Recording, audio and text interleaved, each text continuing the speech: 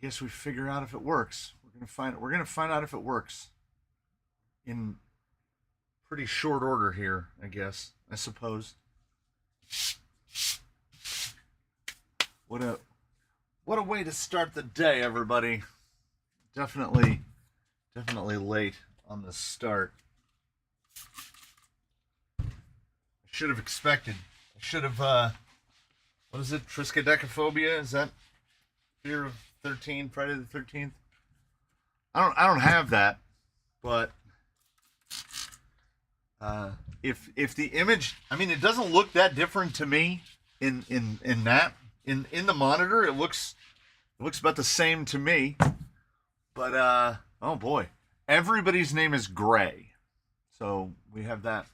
Oh, the lighting thing. It's gonna do some really weird things with the lighting. Here's the camera. Here's camera one. Here's main camera. The stupid thing that is supposed to it gets really dim. Ugh. So this is an iPhone 8. Normally camera 2. So that's what we're running with today. I came out here about, I don't know, 25-30 minutes ago and was like, oh, I'll get everything ready. I'll do my restarts. I'll make sure that all my software is updated. I'll get everything. I go to turn camera 1 on. Nothing. Camera's fine. Camera works. That was because I'm a fatalist by nature. My first instinct is that, oh, the camera's dead. But yeah, the camera's definitely not dead. Camera's just fine. So it has to be the overpriced thing that we use to make the camera do this. The Elgato. So I don't know. I don't remember I don't explicitly remember changing anything. It just opted not to work today. Have you tried a halo light? Ordinarily, like, I don't remember what the F is on this lens. It's not super low. 4.5. And ordinarily I have to turn the light down a bit. Like I have to get the shutter speed up, which will help depth of the field and will help stop the blur. But honestly, if it works with the iPhone as camera 1, then I might be absolutely fine with that. I don't know. What's the plan for today? I don't know. I was gonna get stuff ready, and then the camera didn't work. So we're somewhere in the middle. An inauspicious beginning, to be sure. No, I guess all those people are just Gray.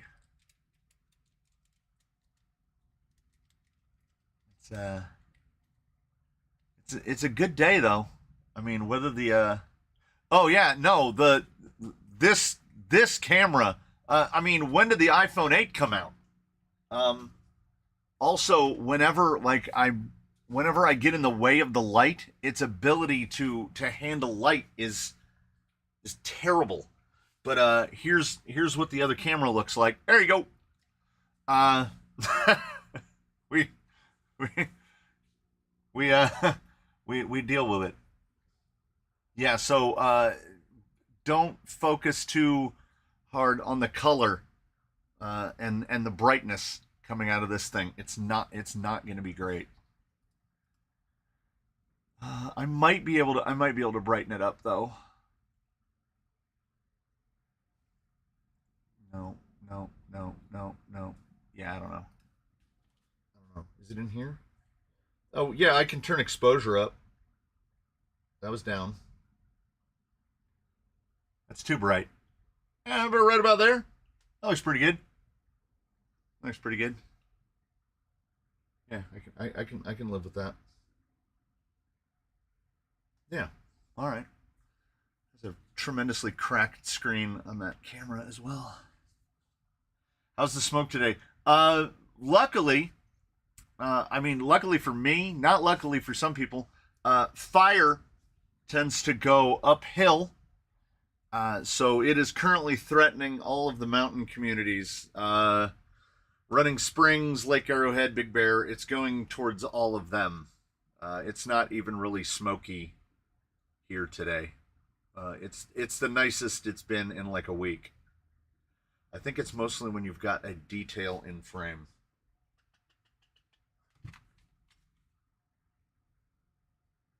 I don't know. It actually, and look, you have that iPhone lens that will focus at like, what, like an inch and a half? It's not bad. I don't know. I managed to get that camera. I managed to get them swapped over at about 11:56. So I have a real I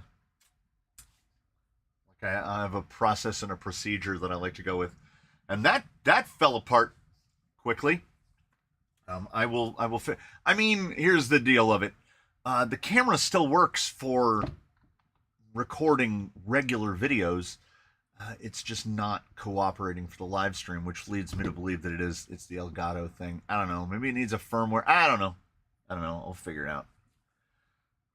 I bought my first set of Fusks. They were disappearing. There was only one set left. Yeah, I have heard this from more than one person that the Fusk, the fake Tusk, is becoming difficult to find. Of course they're not going to keep making the one that works. It's just him, okay. I don't think I can be stoned enough to make it to 2 today. Next week I'll see if my boss is. Yeah, so I have the one set of Fusks, and I have to stop buying tires. The Elgato thing. Yeah, unfortunately, there's a tiny little box that's right there. It's right there. And what is it even called? The Elgato Capture Device Utility. It's basically what allows a regular camera to act like a webcam, to act like this. And that thing was like $175. And it just spontaneously stopped working. And I did all of the usual IT things, plugged it, unplugged it, turned it off, turned it back on, moved the plug around, tried a different plug, and it just, it's not doing it. So as long as the camera's fine, as far as I'm concerned, everything's fine. Remind me? Nah, I'll put it in people's heads now. So if you've been watching the Mios thing that's going on, Mios they must have done like a social media extravaganza. They sent out boxes to a bunch of people. You know what? I'm just happy to be included. You know, I'm just happy. I'm just glad people are thinking about me now and again. So I had talked to the guy from Mios at it had to be in like July. And he asked if I was interested in chassis and axles. And I was like, yeah, that'd be great. I build things all the time. And he asked me a bunch of questions like what wheelbase did I want to build to, et cetera, et cetera. And then I didn't hear anything from him for a couple of weeks. And they said that there was a problem with the axles. And then I guess they fixed that problem. And then the box showed up. And as soon as the box showed up, I started doing, it came from the Workbench 45. I started doing that series. So obviously they sent them out to a bunch of people because I don't know if you'd seen, Exo Cage was doing one at the same time. Only he must have gotten a little bit different of a box than the one I got, because the box that I got, if you haven't seen his, he built his with these axles. My Mios care box came with both. It came with a set of Mios nylons, and it came with the Mios. What do they call them? Isokinetics with the double cardan, double universal, whatever. I think these are double universal. He built them with these. I had no plans of building them with those. I was gonna put it on some straight axles, and then the box had the Mios nylons on it, and it just seemed logical to me to build it with the nylons. I think capper axles are way too wide for that thing. Particularly where the wheelbase likes to fall. It likes to fall in that like 320, 325 range, between 313 and 325. I like a capper axle at like, you know, stuff falling everywhere like this, like 340. Like capper axles seem about right for that. So, and also the most recent thing that I had built was also capper axle. So I had no intentions of putting capper axles under that Mios chassis from minute one. But they asked me all the questions about like how would I want to build it. The revolt with those isokinetics. That's a good idea. That's a fantastic idea. The only thing standing between me and that is that the printer is just being a jerk. I need a 3D printer guy that can, like, we used to have when I was in college, the wood shop had a shop tech that could fix anything woodworking related, anything. Set up all the machines, minimal precision. Is there an equivalent of that in 3D printers? Because I need that guy. The nozzle is clogged on the big one, and I'm just going to blindly, at one point, take it apart and put it back together and see if I fix it. Like, I don't know what I'm doing. But most of the time with this stuff, I don't know what I'm doing either. I just take it apart and put it back together. It's not that hard. We are not building rockets, so we just do what we do. My number of plans on the day: I fabricated this morning, I cleaned this morning, I did the usual Friday in the morning things, and now, moving forward, I'm going to be out here at like 9 o'clock on Friday mornings making sure the camera equipment works. Now, that said, I do have a free port now, and I got to dig it out. I got to dig it out right now before I forget, or I will forget.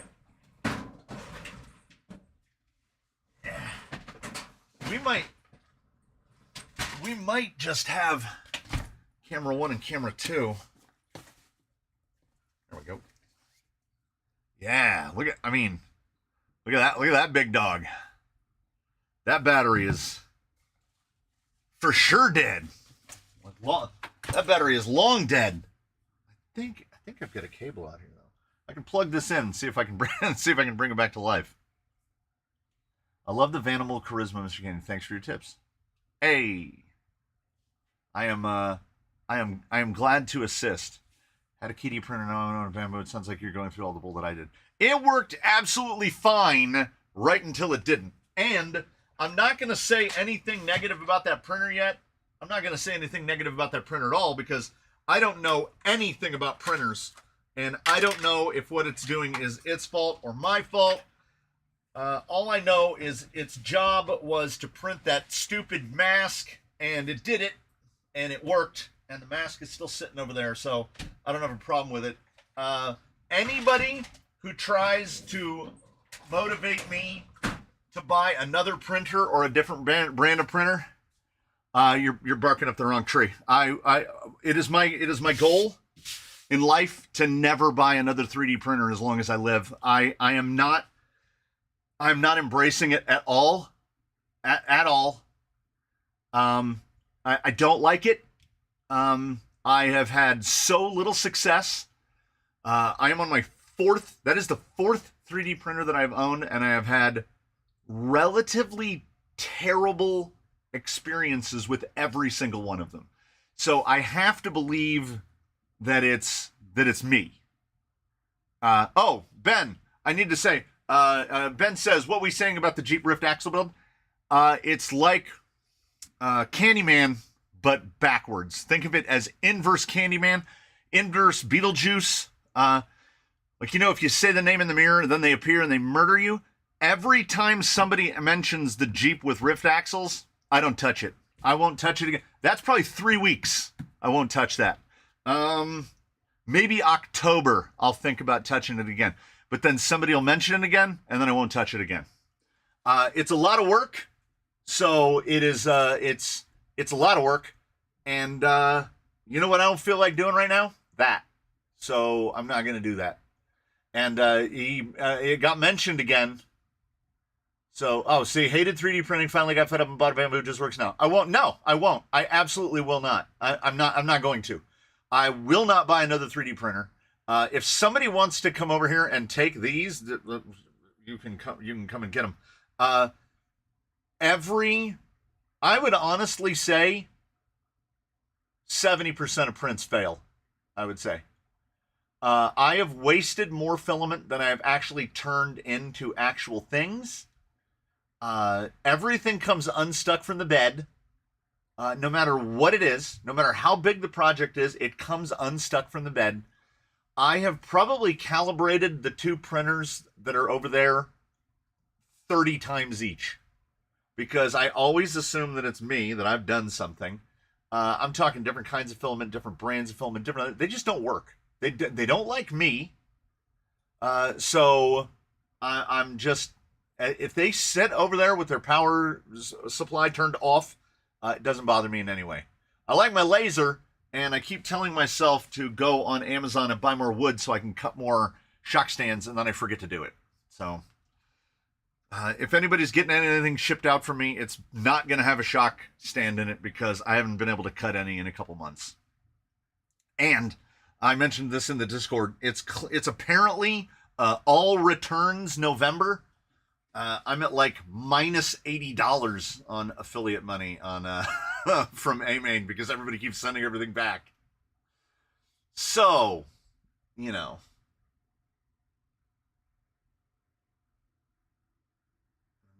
You do so many tire tests, we need to figure out something for printing, especially in outlaw 2x2 tests. Yeah, no. The Bamboo does it all for you. Do you guys work for Bamboo? Is this a Bamboo thing?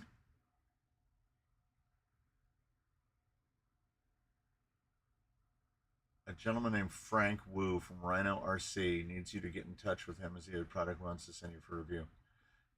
I don't know how to get a hold of Frank Wu. I've never heard of that person before.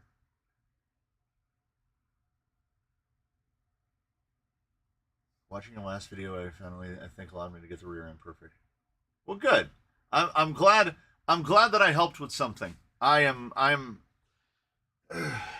ordinarily, and it's not that if that much has changed. This is the best part of the week, man. Is the live stream on Friday. I don't know. It was inauspicious at the beginning. Frank Wu is Rhino. That doesn't help. That doesn't help me. Yes, I did do a video on the Rhino UA1. Swap your print bed to a sheet of G10 Garolite. It's cheap and everything sticks to it. Glue stick is optional. I have one. And that didn't work either. But the print head also clogged right around the same time. So for everything that prints, there's going to be like 2 fails after that. Yeah, I would say 60 to 70% fail is I have a cat named Frank, so I'm all right with Frank. So I don't know. Like I said, it's so frustrating because if I'm going to fabricate a part, I have the ability to either mess it up or do it correctly, and the feedback is immediate. I either know it's going to work or I know I've messed it up and I get to start over. 3D printing, you start it, and then every 15 minutes or so, you check it to make sure it hasn't failed. And that's with every printer I have ever had, using, as I said, whatever filament. I don't know if it's drafty. I don't know if it's hot. I don't know if it's too cold. I don't know.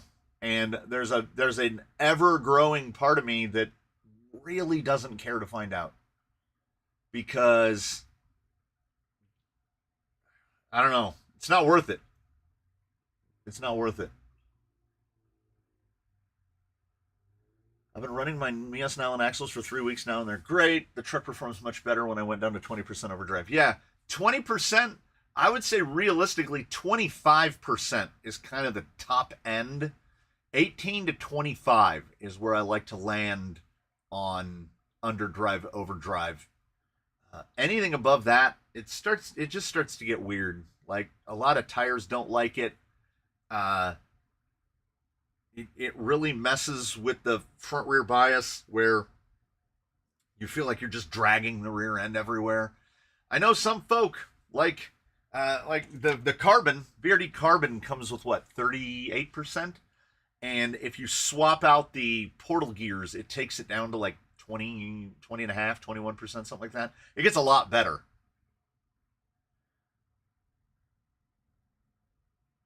I do need to let it go like Elsa, but then I have to look at sunk cost.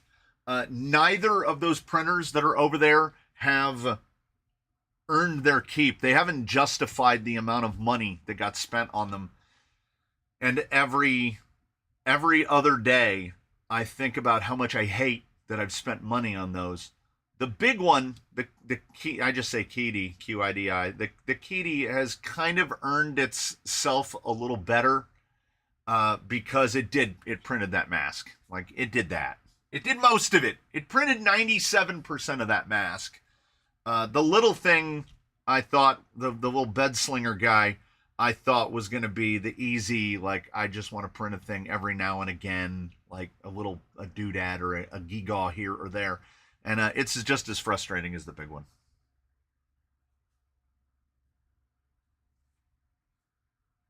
Yeah, Leadfoot, you know what? It works for you, and I don't believe you. I can almost guarantee you to within 99% accuracy that if you took your printer and put it in this building, some sort of curse would fall down over it and it would fail the first print that it attempted. Because no printer that has ever entered this building has successfully printed 3 things consecutively. It will fail 1 out of 3, or as time has progressed, 2 out of 3 prints fail. I printed the little, where are they? So Irwin designed these with the little door that slides over it. For Rhino V80s. I have 3 of them in the drawer over there. There's 3 of them there, and there's a couple in service. So I've probably printed about a half a dozen of them successfully. Numbered failed, I don't know, like 10.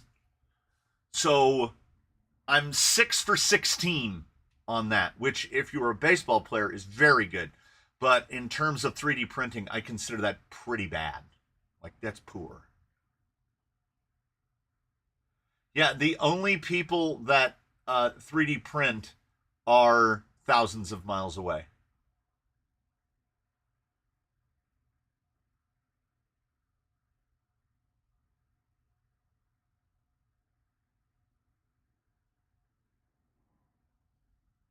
I'm gonna warn you collectively as a group. If I hear bamboo one more time, just one more time. If one more person says bamboo, I'm gonna figure out how chat works so I can throw you out. I don't know how to do it. I've never paid that much attention to it. We don't do moderation. We don't do any of that stuff around here. It's just me standing in a shed, angry at 3D printers, and people won't stop talking about it. So don't ruin my Friday. That is my. I ask you kindly. Which do you think performs better, a VRD Carbon or an SCX10 Pro? It's not even close. It's the VRD Carbon. If we're talking directly out of the box, it's the Carbon. If we're talking after you modify it a little, it's the Carbon. After you talk about doing a bunch of work to it, it's still the Carbon, because the VRD has got a VFD gearbox in it, and the 10 Pro has an atrocity in it. It will never be able to overcome that. I've heard people speak glowingly of the performance of the 10 Pro as a platform, and I just don't get it. Rainbird is loosely representative of a 10 Pro, but like if it's 10 Pro versus VRD, it's not even close. Has anyone done a YouTube review on the new Element kit or the VRD straight axle? I'm sure somebody has. The Element kit would, for me, has to come out of affiliate money. So that would be like end of October would be mostly. I get paid the 21st of every month. My payout on the 21st of this month is going to be crap. So it would be after the 21st of October that I would be able to order one of those. So that's when I would do that. I would never order the straight axle VRD. And I don't recommend that anyone else do either. Have you considered changing rear axle shock height on Jolly Green so your center axle has more ground pressure so rear axle scrubs during turns? No, I haven't. I have to honestly say that I have not, because I've never really noticed, like, when I switched to rear underdrive, front overdrive, and then stock in the middle, his turning circle tightened up enough for how long he is. I've never really noticed an issue with him having any problems with breakover or forward drive or anything like that. It's just that due to how long the overall wheelbase is, the steering has never been, also TRX4 axles factored in as well. Steering has never been amazing because it's got like a 20-some inch wheelbase. But that is interesting, and now I'm going to think about it. Carbon seems like a better deal too with the machine gears. Yeah, the Carbon is Vanquish only sells two things worth buying: Phoenix Portal Kit and VRD Carbon. End of list.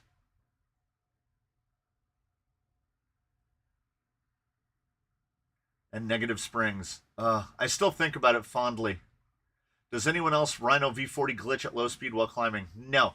If you haven't taken your V40 and plugged it into the laptop that you bought specifically to plug V40s into, and made sure that the kV of the motor is matched to the whatever setting is in the firmware, make sure stuck rotor is off, make sure stuck rotor protection and stall protection are both off. They can act weird. I have had what I would have to chalk up to being quality control stuff, where one V40 is better than another or one V80 is better than another. Some are smoother than others. I'm assuming it's firmware and programming.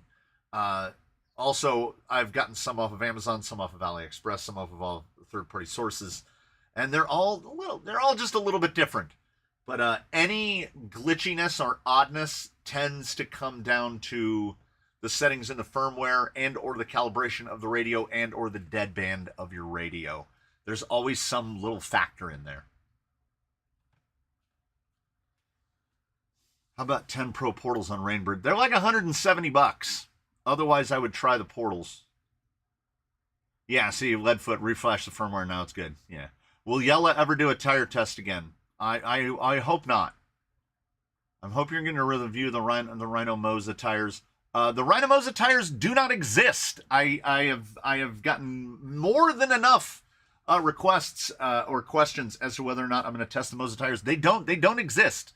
There's nowhere to buy them that I have found, unless they have, since I last looked, appeared on RC Timer. They don't exist in the real world.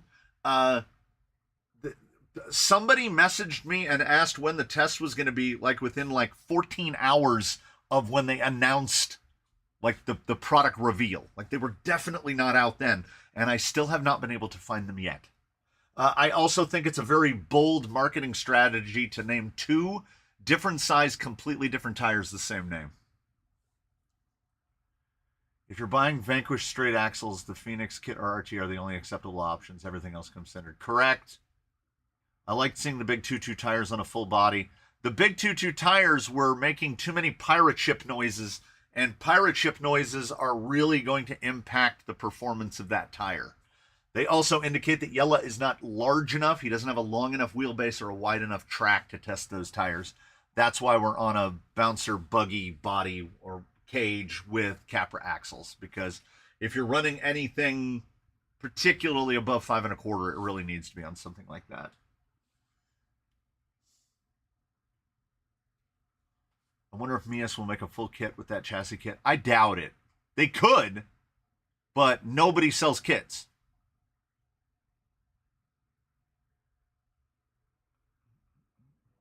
Finally got my Zoku Basecamp rails to work with the XF transmission. Just changed the upper links to clear the motor. It crawls pretty good. Yeah, the solitary drawback of the XF is that you can't change the skid angle. Any reason you'd ever buy the V40 over the V80? I have a fair number of V40s, and if it's generally, I'm purchasing a V40 because I already have like to replace a Fusion. Like if I'm going to take out an SE, like I want to change the KV, and I don't want the KV to be a 1200 or an 1800, I will go with a V40, provided the vehicle already has a direct power servo. It already has the things that lean towards a V40. I tell most people just spend the extra $10 and get the V80.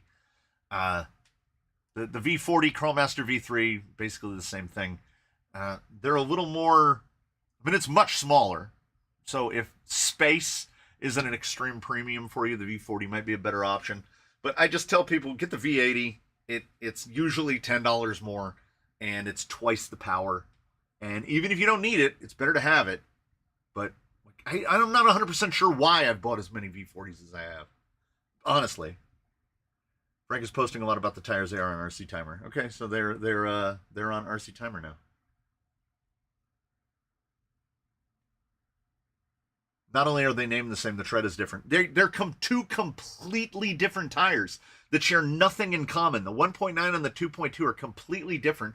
The 1.9 has a very Jetco look to it, and I consider that to be the point of most concern for me, because Jetco has been extremely hit and miss. Hit or miss. No, hit and miss. I have the 1.9 and 2.2s en route. Oh, okay. Well, he can do it then. But pirate ships are cool. I despise the way this chat pre-populates usernames. Have you seen the new Cross XO4? No, I don't. For no singular reason, Cross never really occurs to me. I don't know why. I've worked on a couple. They tend to be overwrought. I don't know. I don't know. So, no, I have not seen the Cross XO4. How much and how difficult it is to add dig to a VRD carbon. The only choice we have right now, because China is not helping us, is the Hertz dig unit for VFD. It's like $110. Installation of it is easy. It just bolts on. If it's not machined improperly. But installation is the same as putting together the back end of a VFD. The thing of it is, here's the thing of it for me. Retail. The dig unit for the VFD is 110, and an entire VFD twin is 169 or 179 or something like that. I'm almost of the mind to say, find somebody that wants to buy a VFD or trade a VFD for a twin with a little cash involved, and just do it with a twin, because I don't think that the performance of the add-on dig module is even maybe as good as what comes out of a VFD twin. And then with a VFD twin, you can convert the front switchable overdrive into front dig, and then you can have dual dig. Hey, Mr. Canyon, I received the 1.9 grabbers the other day. I mounted them on some 2.2 RC Lions with the foam still in them, sidewells ridged, and the contact package is awesome. Awesome. Mr. Knudsen, it's clear outside. It's barely 70 degrees. Summer is over. If you've been following the progress of the fire on any of those apps, like California, what am I on? Whatever, Department of Forestry, the firefighter guys, the motion, it's moving super slow now because it's not 110 out there anymore. So the fire has slowed down a lot. It's actually nice outside. Summer's over. The fire is up there. I'm assuming still threatening the mountain communities, but my prognostication is they'll have it out. They'll have it contained within like another 3 days, which is nice. Would you recommend the megalithic or tusk or rupture worth a silicone insert? Yeah, I mean, you can. You just have to shim them. because the insert isn't wide enough for the tire. So you cut a disc. You cut a disc of like the fridge liner, and I have some landmines with it. I have some Tusks done that way. I have a number of tires with Injora silicones in them. It's not the ultimate top of the line perfect option. A bespoke 3D printed insert is going to do you better, but Injora silicone are cheap, and you can move them from rig to rig, and they do work pretty well. Are there 3-piece axle shafts for straights out there? You mean like 10 Pro axles? Like, or SSD diamonds? Like axles you can assemble? Is that what we're talking about? Because if so, 10 Pros, and which you can build all without axial parts.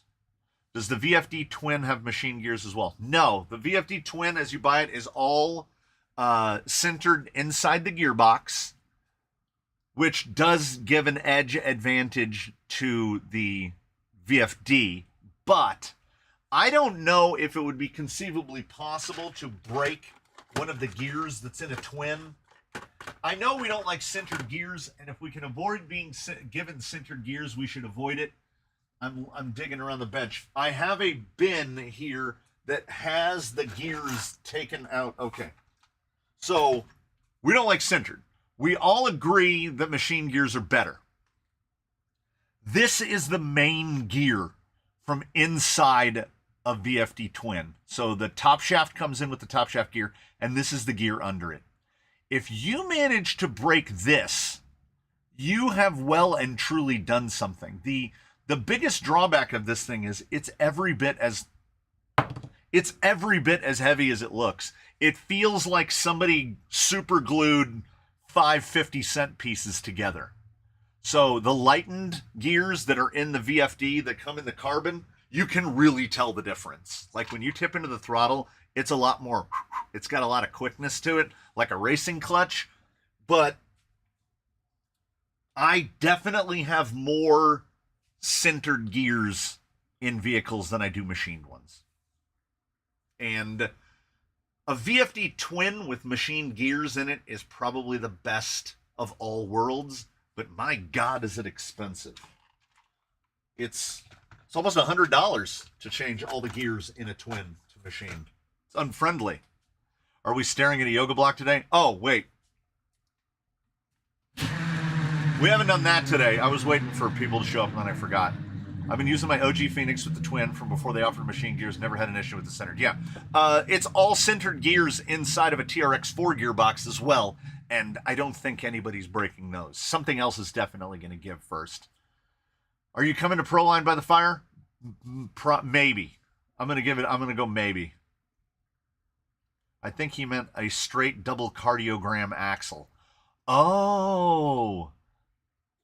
AR-45s. Wait. No, it's only on the P's.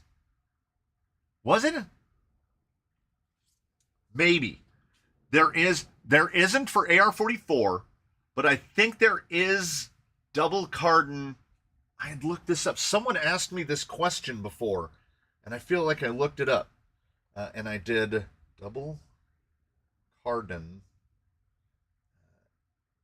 AR-45.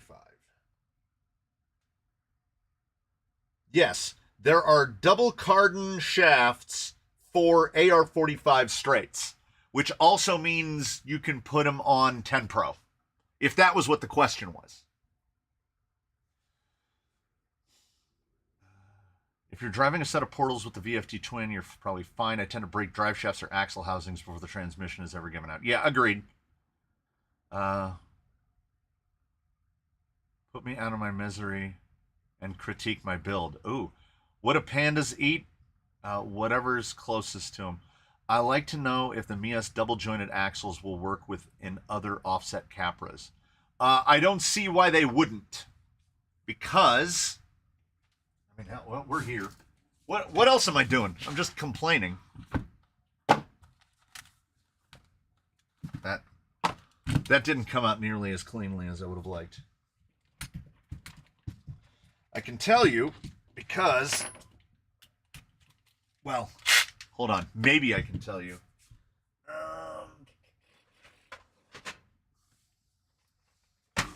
I have to find the universal that I pulled out of Wolverine's axle to put in his double cardiograms. There we go. I'm back.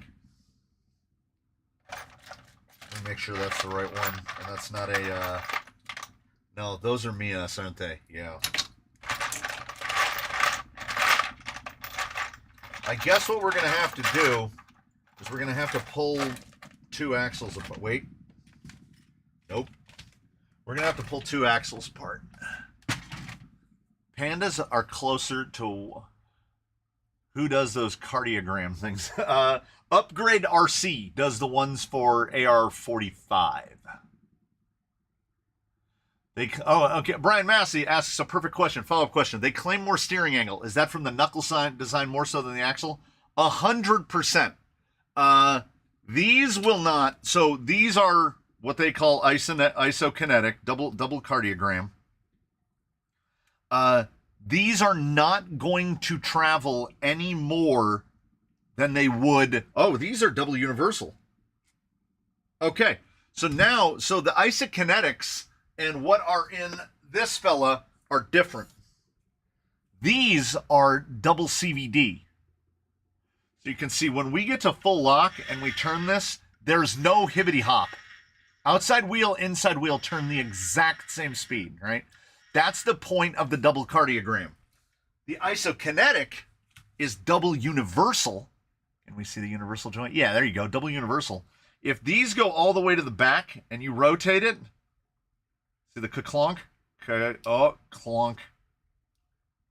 See it moving in against my fingers right there. So this, you can actually see it hop. So they're using that to try to get more steer angle. And I will say, that's got to be like 55 degrees. So when we're out at like, say, 45, which is probably right around there, it's not going to cam. So this, which is what I believe is double cardon, which is double universal, can give more steering angle. It's not going to unless you grind this tab off so that it'll turn more. But I prefer that one.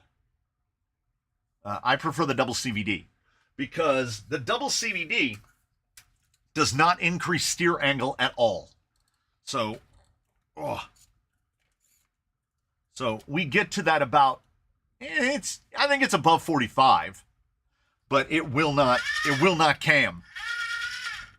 I like these, and they were on Amazon, and they were cheap. So I don't know. I don't know how I feel about actual double cardon. Those also seem to, the double CVD also seems to, it's like it can, how am I trying to phrase this? It takes up less physical space so that, I don't know, that feels double, well, CVD should feel smoother than universal, but I think this is better than a single universal for sure. And I was taking this apart, right? So the isokinetic aren't that big of an upgrade. We would need double CVD over double universal. I would agree. I think that's what I was just trying to say. So a double universal is better than a single universal, and a universal is going to have more throw, more available travel than a CVD. But a double CVD is going to have less travel than a double universal, more travel than a single universal, but be smoother all around because it's CVD. I think for the difference between that and that is that why don't I just do this?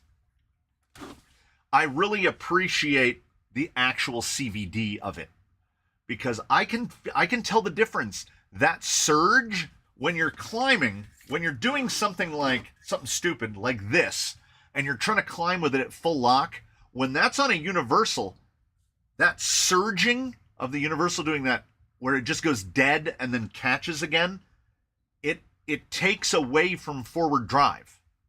This does not. Got a set of double CVDs for the F9 Capra and 2 sets of AR-45 versions on the way. Yeah. So the isokinetic is an upgrade over a single universal. It's going to be smoother, but I don't think it's as big of an upgrade as that. As that. Oh, for the Sawtooth. What do you think of the included servo mount?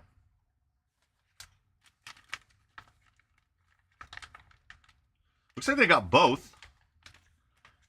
I haven't opened this yet. I'm gonna be honest. Everything in its own little bag.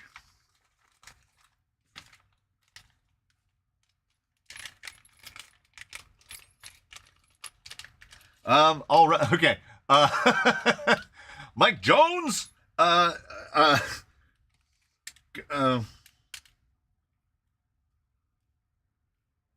Okay. How does it go on?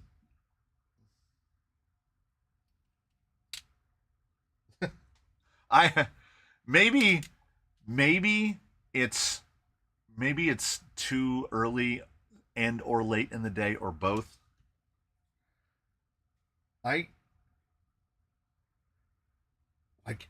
Is that how that was supposed to be machined? I can't for the life of me.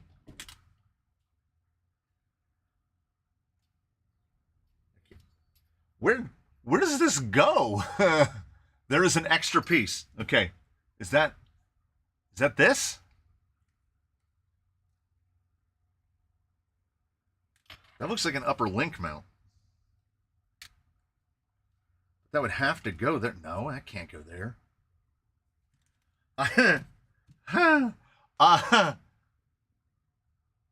No real improvements over just Capra axles. Still have to clearance the housing and knuckles. Yeah. That's kind of where I'm landing at now. I'm not ashamed to admit that I don't understand where this goes. I don't understand that.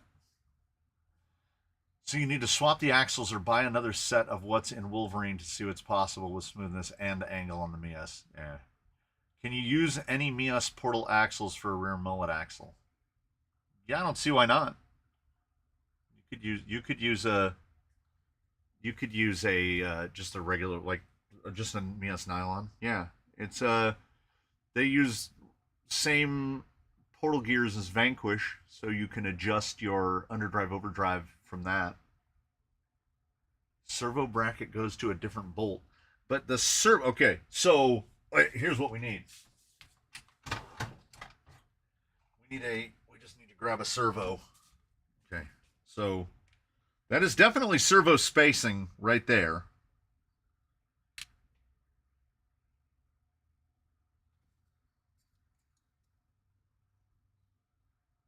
Okay, but then that doesn't that doesn't line up to anything now. If the diff bolt. Okay, look. Lester, that's on me. That's my fault. When you said goes to a diff bolt, I thought different bolt.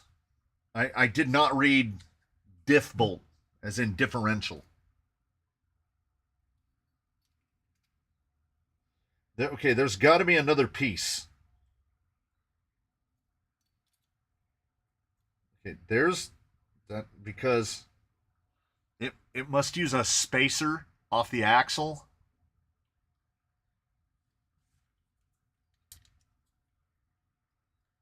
Then it doesn't really line up. Upper link mount is involved too. I know you'll want an LP servo. Yeah. Yeah, not different. The bolt and the differential cover. I got there.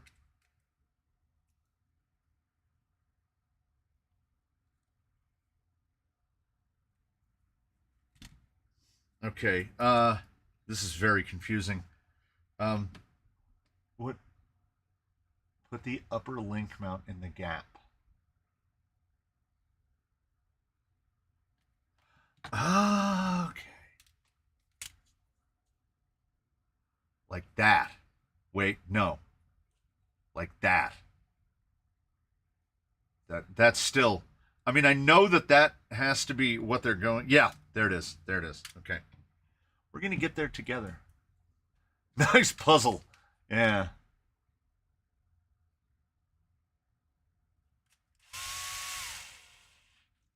Okay. And then this goes like this. Then there has to be some sort of. Nope, I had it upside down. There we go. There we go. I don't have any hardware up. I guess I'm putting these axles together. I didn't know I was until just right now. Yeah, like I say, I am definitively orangutan by nature. I might not figure it out on the first try, but I'll get there. I'll get there. I also don't know, yeah. I think whoever said revolt axles, that's probably where these will end up going.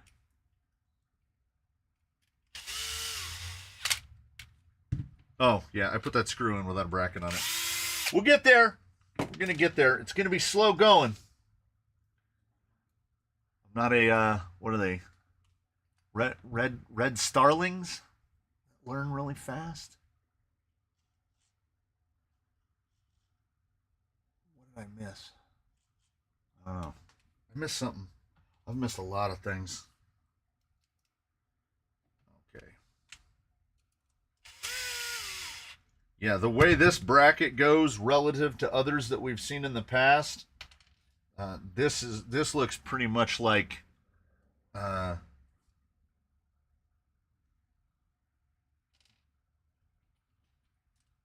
half-height servo required. I don't know if you could space a servo up high enough.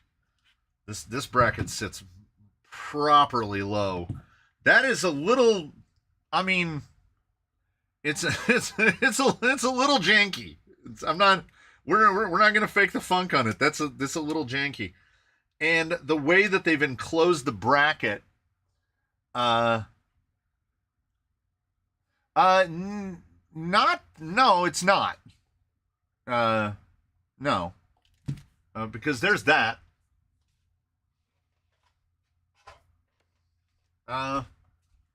Rhino mounts it like that. So that's very different. Also, their bracket is like an L shape that comes off the holes right there and just goes like that, and then the servo just sits down in it. And that's a full height servo, which barely comes down to the bottom. Now that I'm looking at it, what's a D even stand for? Aren't they just CV axles?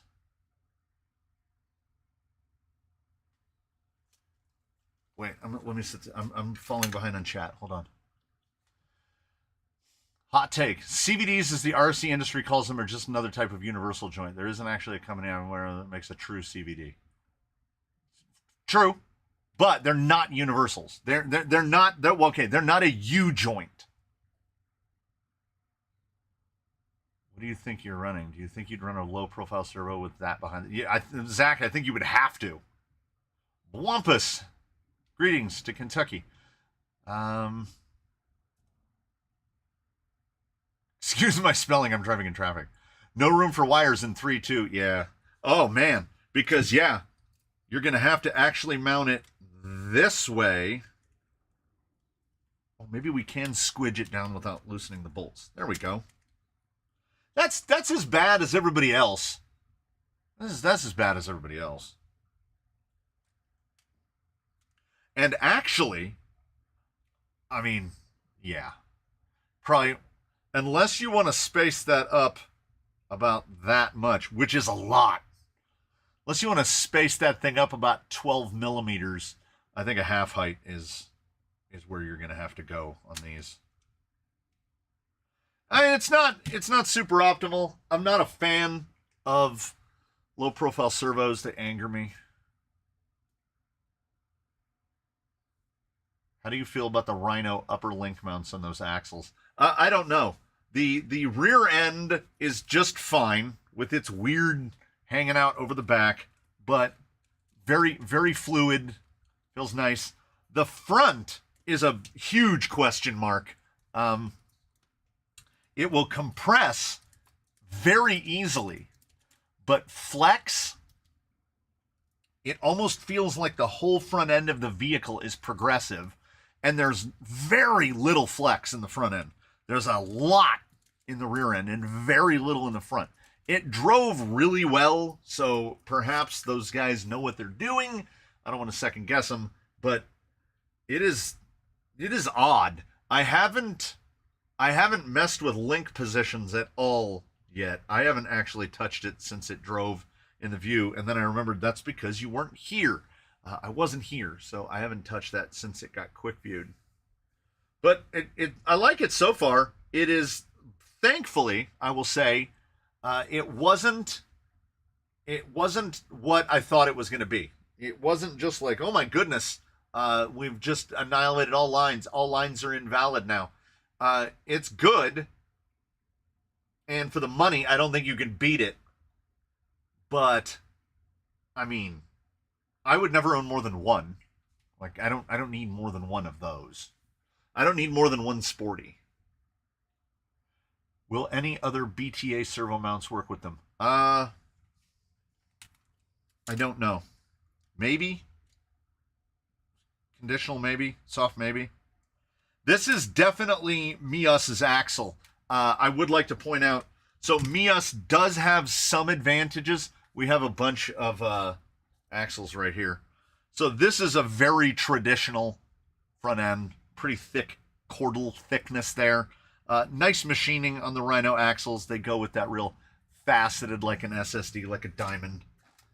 If you're going with the Amazon cheapos, again, very similar layout. It's just cloned. You can tell it's cast. The edges aren't as nice. It's not as refined. And then on the Mios, they've done much like GRC G2. So you've got the nestled C-hub that goes inside. So the clearance on these is going to be significantly better in the front. And it looks like the box. Yeah, the box is going to be bespoke. So I was going to say you'd be able to add your own weights, but this inner box is pretty much going to go with this axle. So Mios, so I had mentioned in a comment, and someone was like, "Oh, they're just copying everybody else and just spitting it out." And I was like, "Well, that's what everybody does," but they're not, because of the three axles here. Aside from the gears and the shafts, there are no parts in common between the Mios and the Rhino and the clone.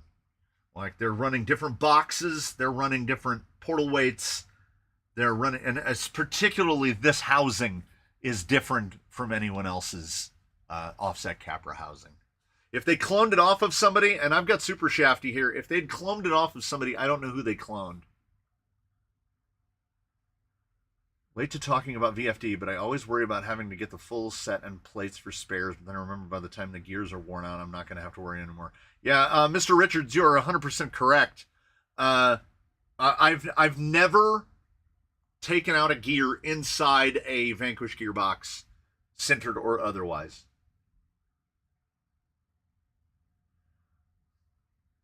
I need a UA1 V2. I'm not mad about it. Like, I'm not mad about it.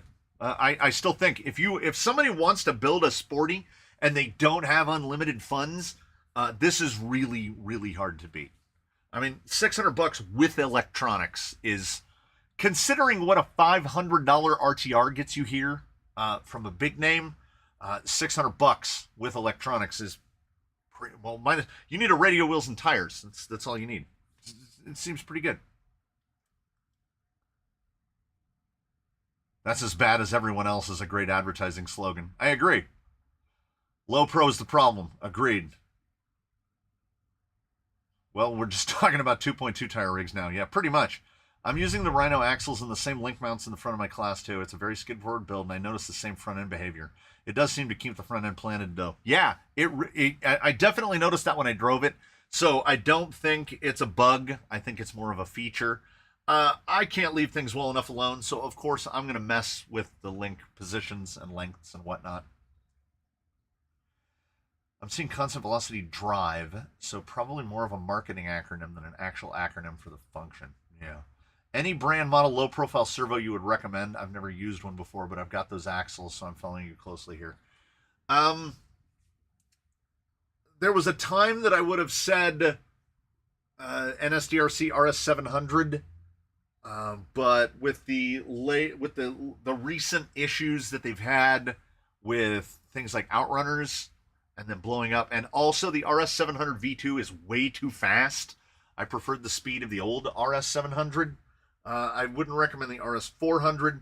AGFRC makes a nice one that's like 33 or 35 kg. They're usually $100. I've got, I think, 2 of those. I cannot remember the nomenclature on them. I can't remember what number they're called. The other option is, well, no, you don't really have another option. You have to run a half height on these Mios. As I said, I don't like low profile servos because you have to give up so much money to get lower spec just because it's half height. And situations like this, we don't. Wait, is it in Rainbird? I had a thought. Rainbird. Yeah. We can get you the number.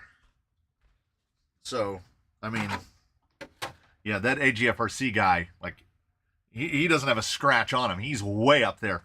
Prices are all over the place on AGFRC servos. It's going to depend on basically what day you buy it.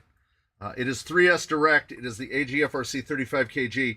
It is the one that now memory serves. Whenever I try to look it up on Amazon, it forwards me to something else because apparently Amazon doesn't have it anymore. But I'll be foolhardy and search for it again anyway. So we do AGFRC servo. Okay.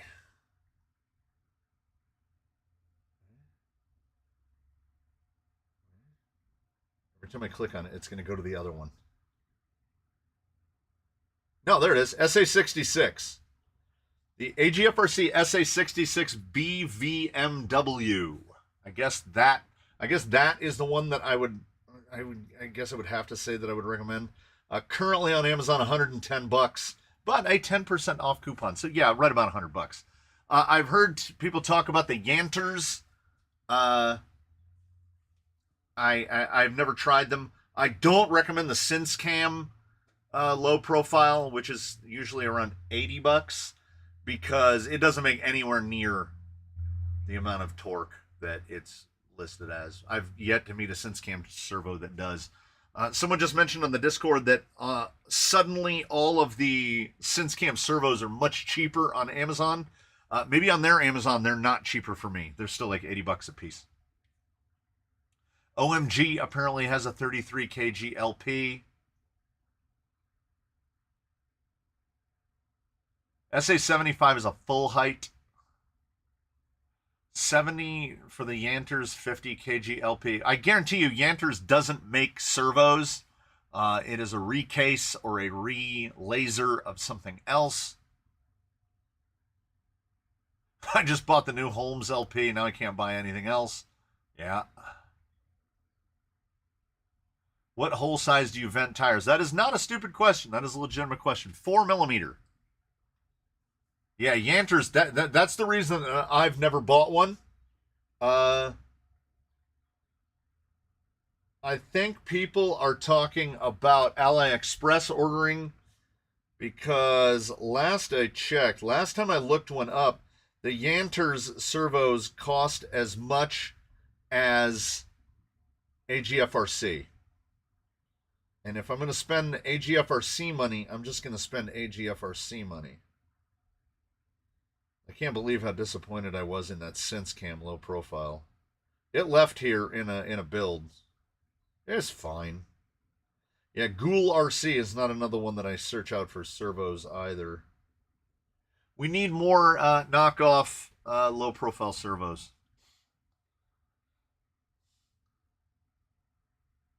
What's on the bench this week? Well, like everything. Everything. Yeah, I have zero complaints about the AGFRC 35kg other than the fact that it's $100. But, you know, 2 years ago, 3 years ago, it would have been 75. So, everything expensive now. We can't fault it too much. It's just following along with everybody else. I caught all those radios. I dropped Rainbird and knocked 3 radios off the shelf and caught all 3 of them. So things are looking up. Flash Hobby does indeed 100%. From your lips to God's ears. Yes, Flash Hobby, please do indeed make us a low profile servo.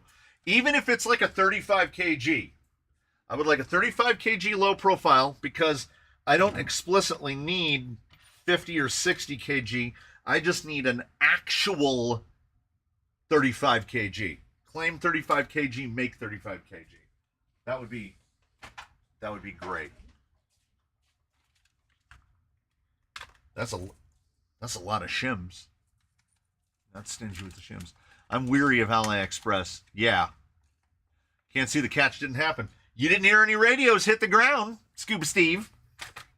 Or maybe you did. I don't know. Wow.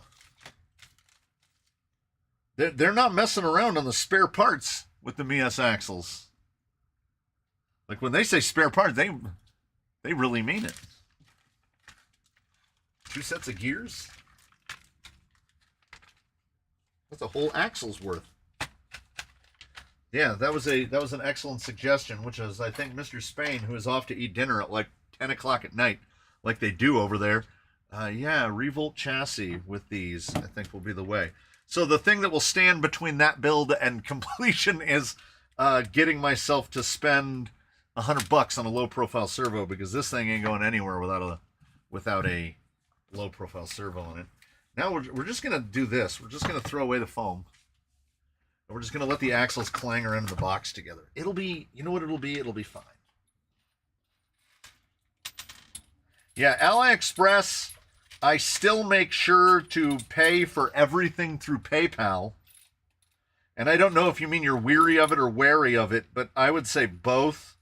I don't like having to order something. It's the reason I don't have 2.2 LP silicone inserts yet, because I don't want to order them and then sit around and wait for 3 weeks to get them. I would rather sit around and wait for 3 weeks for them to show up on Amazon, order them from Amazon, and have them the next day. Yeah, I've had one bad order so far. Ordered a body that's been in transit for 1.5 months. Yeah, that's gone. What shock shafts did you say fit the oil slick shocks, specifically the 115s? Ooh. 115s.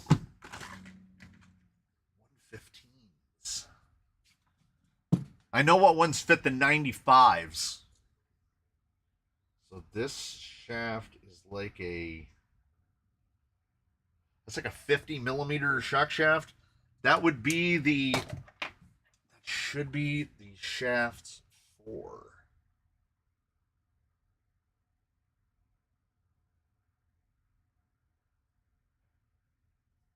I gotta find. I'll try to find you a part number.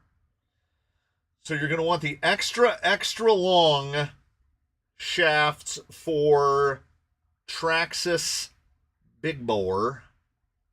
You're going to want, you should want TRA 2656. That should be the correct shaft. Those are also available in titanium. You can also check Deluxe and see if Deluxe basically you need a 50 millimeter shock shaft for the 115s. I'm pretty sure. They might be 55s, but I think that they're 50s. I just reused the shafts that came with them.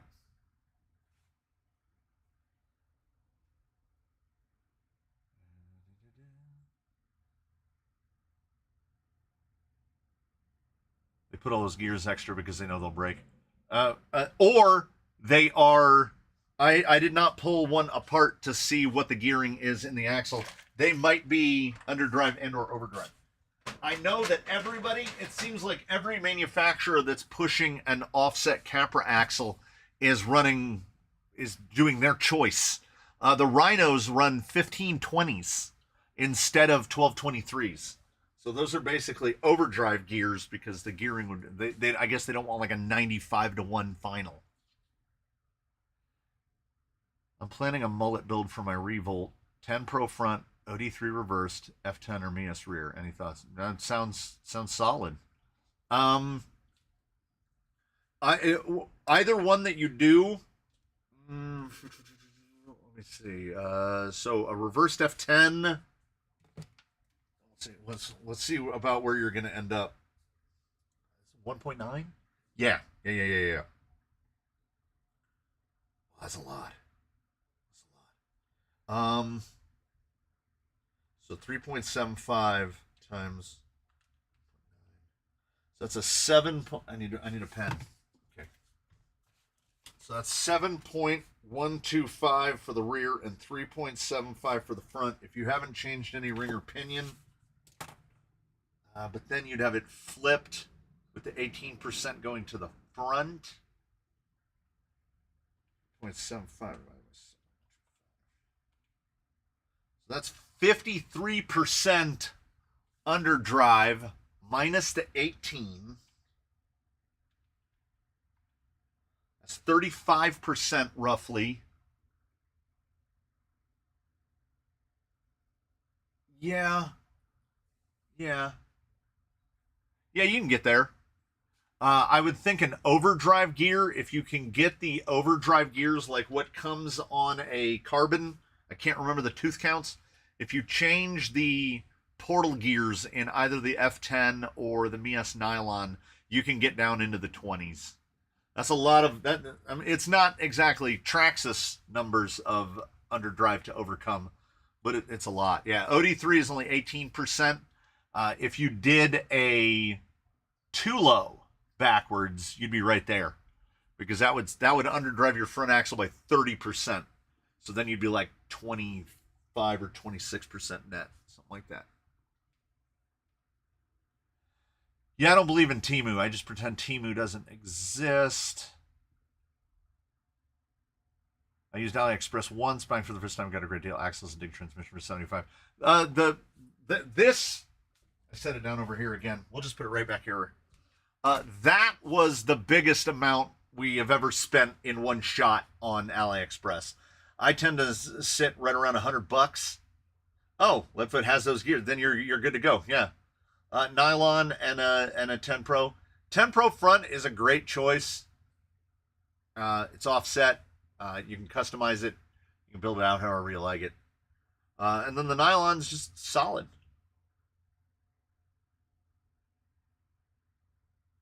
Estimated delivery date was the 5th. Oh yeah, if 8 days late, 8 days late is nothing. Not by Ali. No, we'll just. No, I have to move it.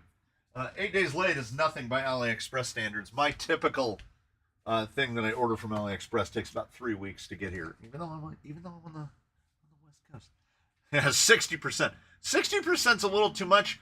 I drove Zoidberg for about 25 minutes on 66%, because when we removed his dig box, because I realized, well, I had come to the realization earlier, but only managed to realize the realization later. You can have four-wheel steer or you can have dig. You can't have both, because you will use one and not the other. And I was using four-wheel steer and not the dig, so we decided to take the dig box out. That dig box is in Esky now, I want to say. And we put an OD3 in Zoidberg. Not an OD3. A too-low. And I had forgotten that he had wild portal gears in him. So that was 36% front overdrive and then 30% rear underdrive. So he had 66% net overdrive underdrive, and it was ridiculous. He still drove okay, but it definitely had some problems. I was really close to buying a Fusion Pro from AliExpress and checking out.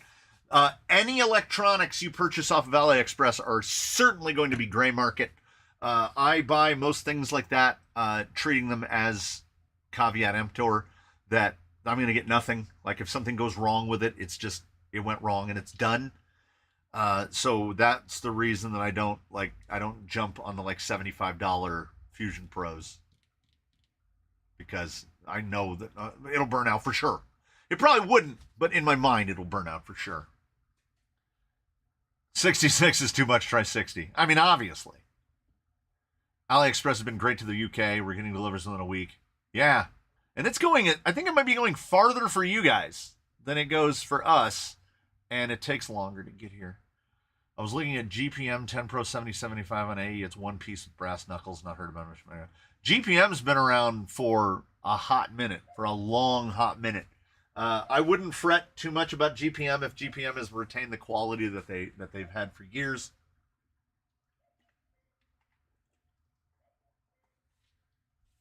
Pulled the dig box from my VS410 Portal for a Stealth X. Wanted less noise, and overdrive was a reasonable trade. I went the exact opposite. That's how Yella ended up with a dig box. I took his Stealth out to put dig in it. Is the Warlord done and dusted, or more to come? The zombie? You mean zombie? Most of my AliExpress stuff gets to the US in about 1.5 weeks. I would say between 14 and 21 days is average. I don't know if it's the port that it comes in. 200. Oh, dude, it's all about 200% overdrive. And if you have 200% overdrive, you negative springs. Negative springs are what really brings the soup together. It's that ingredient that most people seem to be missing. So, zombie is mostly done. I will say this: those window masks are going to be super fun to remove because they've been on there for about 3 weeks. So they are going to be like nearly perma-bonded to those windows. No, I mean it's just it's a simple thing. I got the electronics situated. We got everything set. I mean, I don't know explicitly. I don't know what else there was to do. I think it's pretty much done. We'll see it again. Can't I get that body metal through? We'll see it again when I can record Crawlympics again. And Crawlympics recordings should be picking up again shortly, post hastily.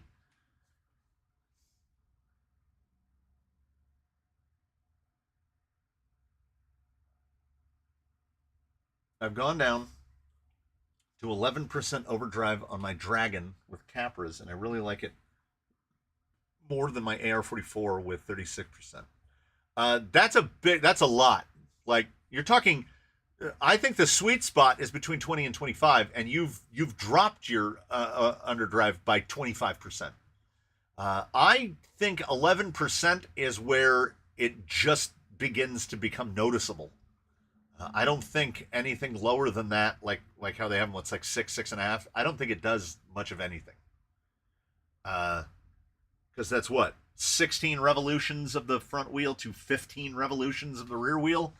Who is going to notice that? I like about a 20. Don't forget those suspension straps. Agreed. Got a test panel for a sporty build printing right now. Finding myself for Aero 45Ps. Do something crazy with. Well, struggle the masks off. What else is there to do? It needs a clear coat. It needs the final clear. I didn't know how, and before it gets the final clear, it needs cleaned. Or we could just clear right over the dirt. Just clear over the dirt. Yeah, he came out all right. Yeah, and as Mr. Truitt said, yeah, GTS. Yeah. There's absolutely nothing wrong with GTS shocks. There's a lot of GTS shocks in here, for a good reason. We don't need big bore generally, and I would consider big bore to be anything over 10 millimeter. 7mm pistons will serve us just fine. We're not jumping it over the levee. Live unmasking. Uh, well, okay. I can't spray it in here. Here's this piece of foam. Let's see if I can. Ah, yes. It's honestly perfect. Don't throw away your Mios foams that line your axle box. It might be the perfect thing for getting the dust off your body. Wow, this is actually, I'm not even messing around. This is working really well.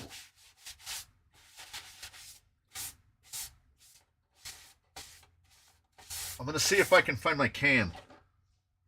I had mentioned on Instagram in a comment what I have found to be the best clear. Because I think at this point I might have tried them all. I think I've tried every clear under the sun. What happens when you underdrive the front and overdrive the rear? You doodle bug. You get to become a professional doodle bug.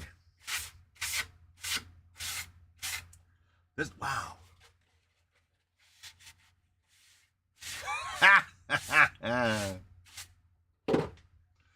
I put negative springs on mine now. My daughter is pissed. She has no hair ties. Gotta go get more hair ties, man.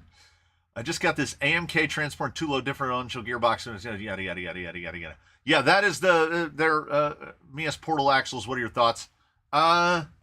You should have, it should be fine. The 30%, you might be all right with it. For me, the 30% coming out of a 2 low is too much. My recommendation is to underdrive the front axle, put an 833 in the front, unless you already have a 827. If you do, just put the 827 in the back to overdrive the rear and get you down to 20. I really don't like the 2 low on 30, and it was the reason that I had removed 2 lows from vehicles. And then once I dropped it to 20%, I was like, oh, okay, now we're in business. How many rigs are running Desert Lizard shocks? 3. 2 or 3? It's either 2 or it's 3. Is it 2 or it's 3? It's 2. It's 2. I have one. No? Yes, it's 2. Zoidberg and Jolly Green are both assuredly on Desert Lizards. I want to say there's one more on Desert Lizards, but I can't remember who it is. I've seen a few people do that with the XF Trans and then put the wrong gear in the rear. Oh, yeah. Yeah, it's honestly, as Mr. Truitt points out, it is pretty easy to actually build because they give you both shafts, you can build an XF backwards. You can build a regular Stealth backwards. And there's a rig in here. I can't remember who it is. There is a rig in here that is running their Stealth backwards to send underdrive to the front to counteract something going on in the back. Only 2 rigs on Lizards? Wow, I would run every non-scale rig on Desert Lizards. They've just gotten too expensive. They're like $28 a pair now. And if they cost more than big bores, odds are I'm not going to buy them.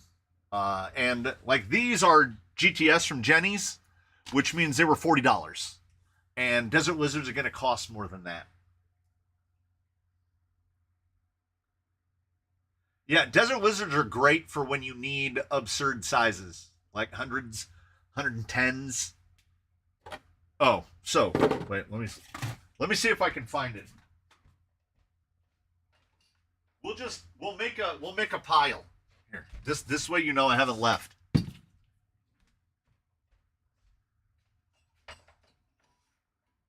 That's not it. I have so many bins to dig through.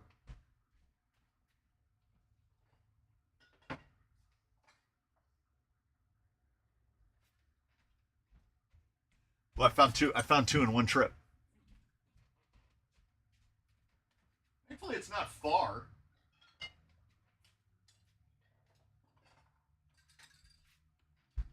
So when I said that I've tested, I think, all the clears,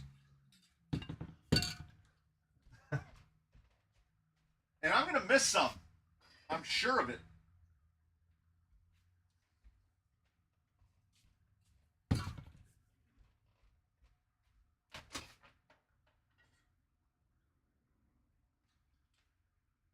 Found the one I was looking for. In case anyone was curious. Every clear. If somebody makes it clear, I've tested it. Okay. All right. Little boys. Little boys up front. Okay. Can I see clearly now? Yes. How did you do the red flake? Okay. So, I'm assuming he's talking about this. Here's what you do. You get one of these.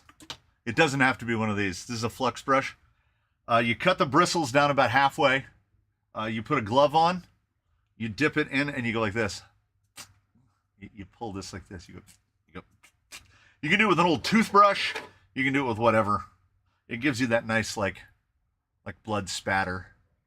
My kid painted all those teeth by hand, like free-handed. Pretty good. Pretty good. All right. So, what do we got? This is Krylon Fusion, and they don't even say, like, what it is. It's just clear. This is Krylon Fusion Clear. I don't even know if they sell this one anymore. Not explicitly recommended. Rust-Oleum, and you can tell this is the old-timey can.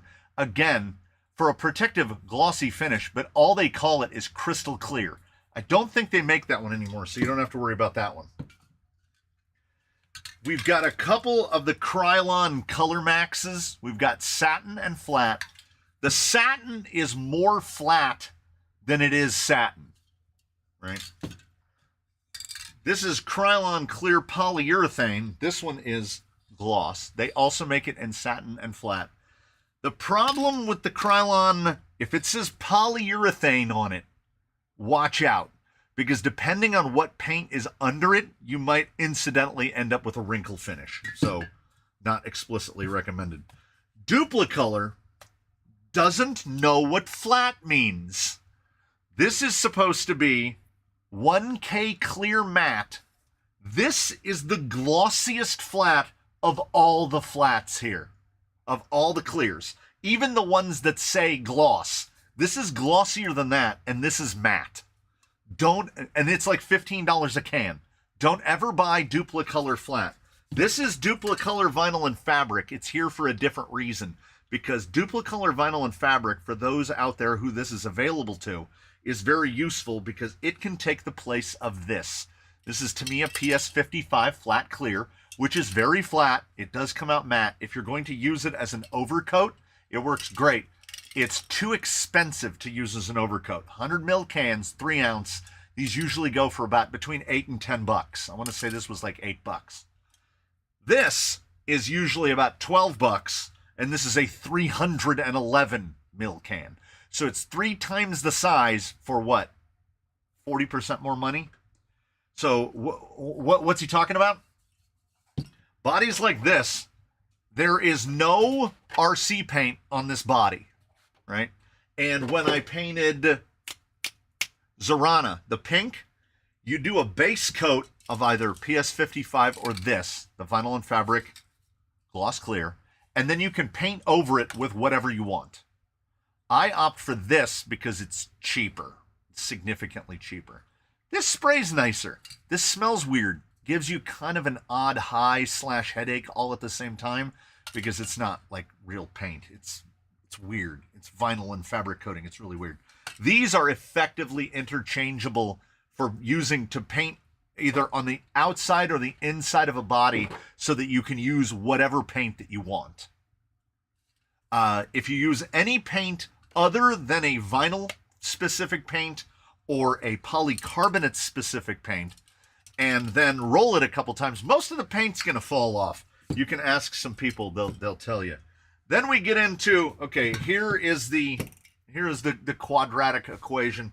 This guy counts, but using this guy as a top coat is kind of wasted because for a top coat, you definitely don't need polycarbonate specific paint. So if you've bought a can of PS55, save it for using to do as base coats. Like particularly if you're going to do a paint over, you do it as the base coat on plain Lexan, like what I did for this. But the base coat for this was this, because it's cheaper. When you do your final flat, when you're doing patinas or just painting bodies on the outside, you're going to want to do a final coat over the top of it. In order of excellence, they would go like this. The OG, the dating back to times of yore, the Tester's Spray Lacquer, was that 1260T dull coat. This is the mattest flat that exists on Earth. PS55 is almost gloss compared to dull coat lacquer. Dull coat lacquer, though, is an 85 mil can that costs about $6. You gotta know what you're getting into. You will get maybe 2 bodies out of this, and I mean 2 bodies this size. If you're doing a full-size body, you're gonna get 1 body out of this. This does not go a long way.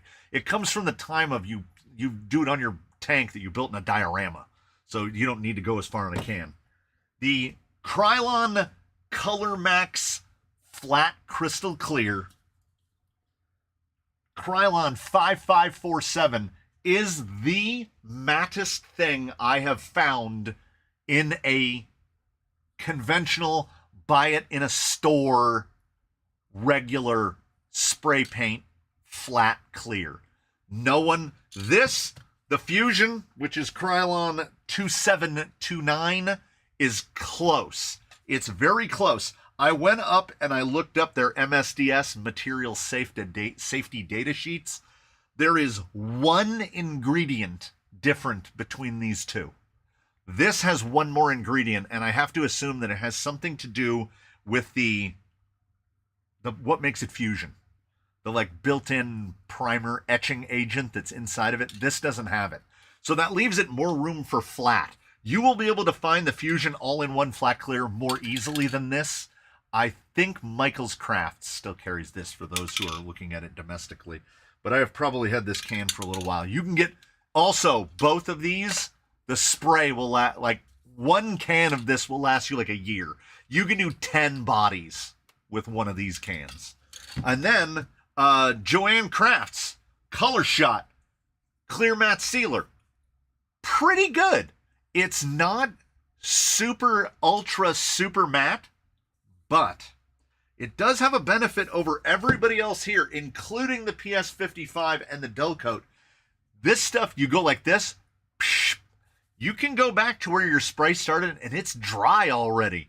I don't know what they're doing inside these cans, but it says recoat in within 1 hour or after 24 hours, which is usually like enamel rules. Does it even say what it is? Is this an enamel? Is that what it is? Does not work on polypropylene. Use on indoor, outdoor, wood, metal, most plastics and crafts. I haven't looked up the MSDS on this to see what this actually is. It could be an enamel because it dries. Nobody dries as fast as the Color Shot. But this is the guy. If you can get Color Max Flat Clear near you and you're going to patina this is the guy. This is the guy. If you can't, get this one. If this is how you take your money out, if you just go like this, then just get dull coat. You should be able to find it wherever fine Testers products are sold. Testers still exists. And, you know, if your hobby shop is your only stop, just get PS55. It works as a flat, as an overcoat. It just it's an expenditure that, like, there's no reason to get an $8 can this small. I mean, I say that when I say, you know, you can get a 6. I never noticed that it was just slightly smaller around. When you get a $6 can that's even smaller. How matte do you want it? Like, do I obsess over how matte things are? No, that's ridiculous. I totally don't have like 13 cans of clear in front of me as I was trying. Because think of all the money I saved. Instead of spending $8 a can on PS5 over and over again, I bought all of this instead. that's where savings come from, everybody. You just keep spending money, and then you spend more money. But I wouldn't have landed on Color Max and the Fusion, and these are my guys. And now I know in the future I don't need to buy most of this other stuff again. This isn't bad. This isn't bad. Will Crawl Olympics resume next week? I certainly hope so. Whether I can get the kid to help me or not, yes. Too geek to be chic. Yes, the answer is yes. It is going to resume next week. I don't. Whether I can get the kid out there to record or not, if I have to, particularly when I realized how easy it was to disconnect this from his fitment, 4 cams, if I set up 4 cameras in a line, we've got 29 meters, so it's like 20 feet per camera. I think I can do it. I think I can. 25 feet per camera? 25 feet per camera, 24 feet per camera. I think I can do it. We'll figure something out. I mean, all I need is someone to hold a camera and walk next to a vehicle as it's being driven, and an idiot rambles while he tries to drive at the same time. And what I hadn't decided on is a running order. Oh, the smoke there'll be no smoke. I would be recording it probably Monday, Tuesday. Yeah. Tell the kid that he's helping. Doesn't matter if he wants to or not. The Canyoners and Crawl Olympics alive. Yeah, I know. I agree. I don't know running order. I can't, like, how do we do that? Like, do we just do it by the standing leaderboard? Do we do it an inverse field of the standing leaderboard so we can punish ourselves right off the bat by having the slowest rigs at Mavericks do deadline first?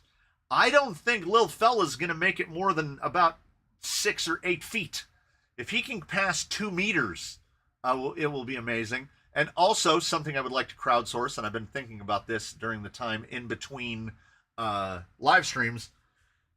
How are we doing it? What are we doing? I can crowdsource this. How many shots do they get? Is it best of 3 falls? Do they get 2 falls? There are rigs in the fleet that I could pick out. Like, say for instance, I think he's going to do pretty well. I think there are a number of rigs that are going to do pretty well on this particular challenge. 2 high scores, 2 low scores. Oh, I like that. 2 from the top, 2 from the bottom. That'll get a nice mix. Also, it's fun for me from a user perspective because you have to mentally switch from one rig to another. Like, here's what I want you to imagine. This is the mindset that I need people to try to. But then, Ben, who's going to drive the truck? This is the problem. I need a robot. I need a camera that can run itself. Because I'm just a man on a tripod right now. Okay, wait. No, we're going to unmask that. Okay, we're going to do Color Max. Because we're going to... am I running the whole fleet again? I didn't want to do any eliminations from Mavericks. Mavericks was think of it as a qualifier. This is the first elimination round. And I want to say that we're going to do like 10 worst drop at least, I would say, because it's only going to get harder. Deadline doesn't have any gates. You just have to try to make it from one end to the other. It is very long. In my head, I did not estimate that it was 95 feet long. So it's not surprising that some rigs can't make it. Wide guys are going to have problems where they have to pass through trees. That's going to be interesting. So at least 10 will be eliminated. My thinking was we have 44. We could pretty easily eliminate 4 so that 40 go to deadline. Then we eliminate 10. Then 30 go to green line. Then we eliminate 10, which would put 20 at back 9, and then the final 10 at front 9. That's my thinking, because then it'll kind of 3 strikes and you're out sounds good to me. That's kind of what I was thinking of as well. It sucks that auto tracking gimbals don't track rigs better. 1,000. Okay, I know it doesn't go below 100%, but we're here for hyperbole. 1,100 billion%. How is there not like an RFID thing? How is there not a thing where I can't like stick something inside the body and then the thing is like, I must track that. I must track that. I must track that. It's either that, or do we get like a sticker of a human face and we just slap it on the side of each rig as it's driving, because then a camera will track the hell out of it. If it has a face to track, when I first got this thing, which I'm still trying to trade out to somebody because I don't use it anymore, this thing will track the living hell out of a human face. Like if you jump behind a wall, the little square will like jitter over, and then when you poke your head out, it goes zoink and just locks back on almost instantaneously. So yeah, gimbal's great at tracking faces, which makes sense. It makes sense. How many trucks? Do truck 10, 20, and then 9. Oh, that's too much math. No idea why the RFID thing doesn't exist, but it sounds like a cool project. Yeah, I'm not the guy to implement that. I'm going to just one moment. I'm just going to poke my head out the door, because this stuff dries really fast.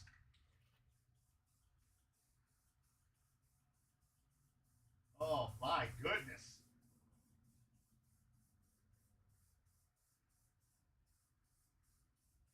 I can't believe I'm going to carry this back in with me. I don't know if you guys can hear a thing I'm saying.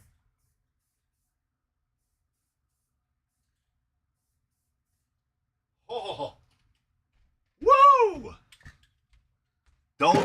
Don't stand in the... Oh, my goodness. Don't just staple a cut out of Hugh Jackman's face to it. That's the thing. Okay, Brian Clark. Know anyone with a drone they track pretty well. I don't think that I didn't... Watch how matte that gets as that dries. Don't think I didn't look into it. And to get into, like, a DJI that has, like, tracking built into it, whoa, they get expensive. Can you designate what that gimbal tracks manually? Yes. You make a little square. I'm sorry, down here. You draw on your with your fingers, you drag a little square and it will track that object. The problem is, I think that it's looking for a face, because this, let me find something. I almost grabbed that, and this is still, look how matte it is where it's dried, and look how glossy it is where it's still wet. It dries so matte. I'm getting super like, so you have it lock on, right? You draw the square around it, and it's driving like this. It goes do-do-do-do, and then it goes like this. And then the tracker goes, I don't understand that shape anymore. I don't know what that is. So it loses it. And then as soon as you make the turn and you go like this, it goes, oh, there it is. I lost it, but I got it now. And then you're good. And then it goes like this, and it goes, I don't know what that shape is anymore. So it's not the gimbal's fault.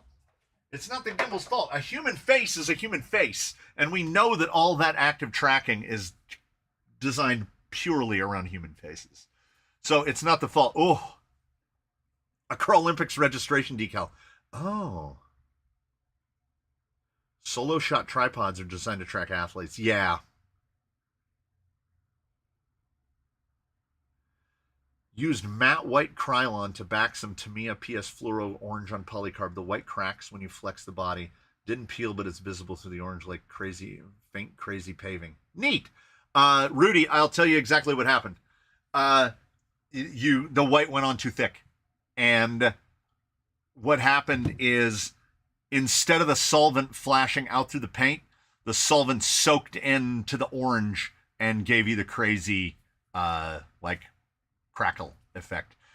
Ask me how I know, because I will put on paint. Look how matte he is. Look at that. What? But it's still not fully... Yeah, we still got some wet spots. And I was holding it by the back, so I still have to mat the rear end. Oh, very good. Man, the smell of that. Oh, they track a wristband. Yes, we do 100% need AI gimbals.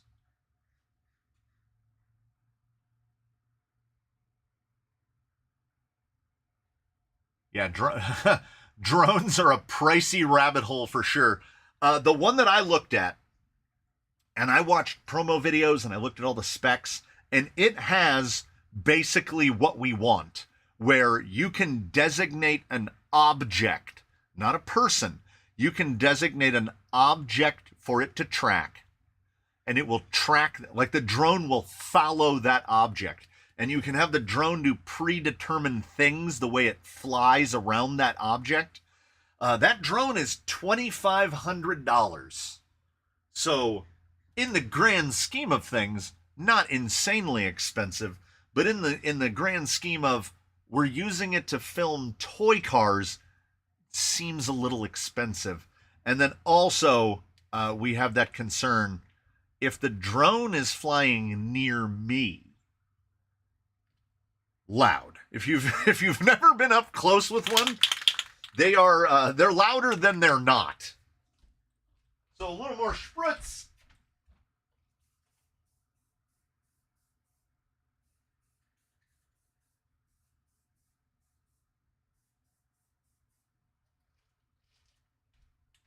The key to, you know what? You get used to it so fast that, like, when I carried this in here after the first blast, straight to the head. Straight to the head. After that one, I don't even notice it. I don't even notice it. Well, maybe I do. I'm happier than I was a minute ago, so that's something. I feel lighter, stronger, faster.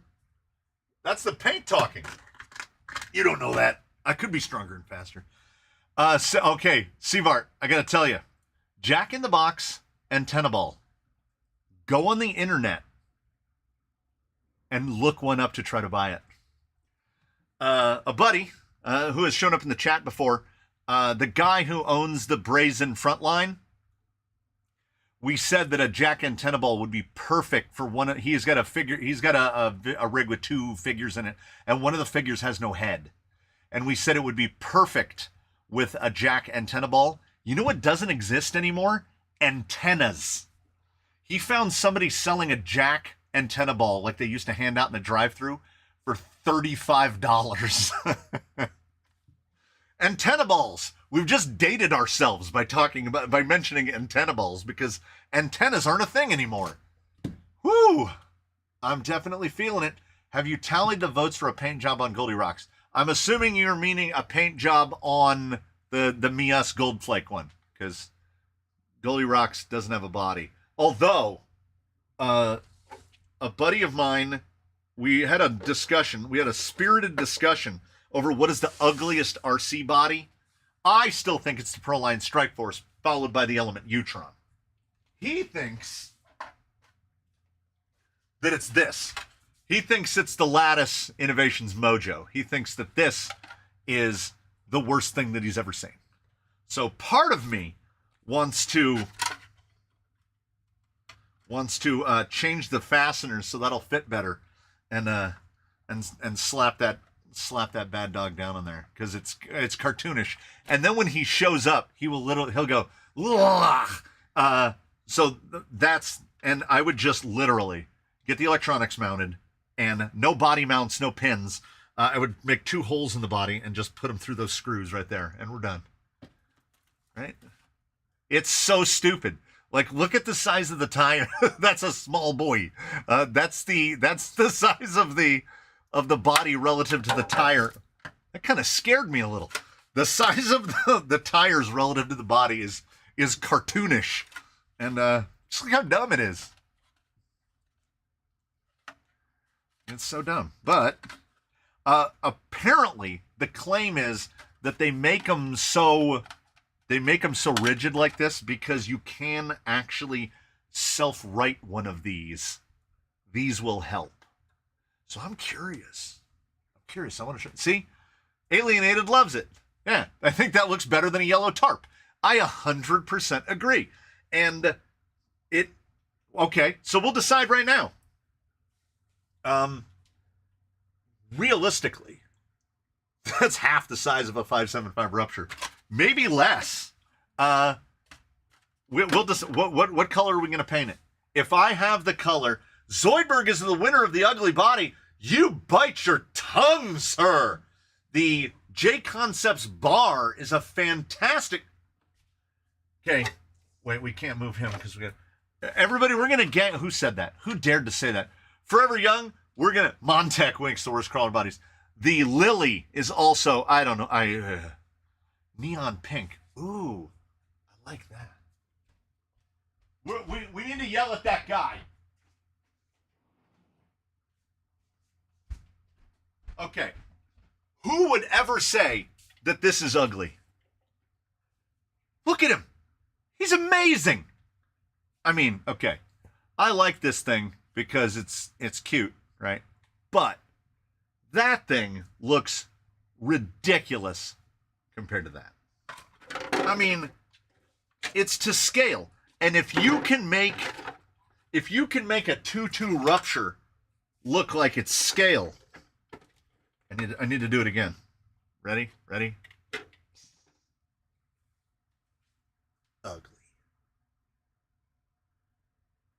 3 colors. Ugh. That's 3 colors is too many. Move the body forward an inch.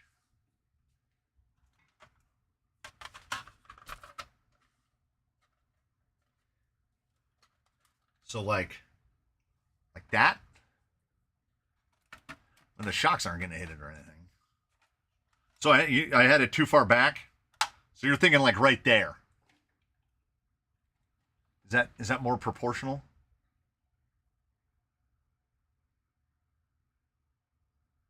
Yeah, the bar. Metallic green would look good with the Mios. Oh, the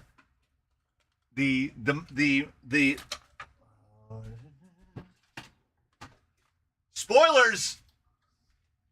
Well, there's like 97 over here. So spoilers. This, it might have been ghost ridden. Maybe we'll see. Curtis has offered to paint this.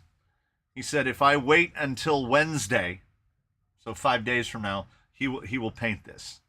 So if someone look at those wheels, look at them with your eyes.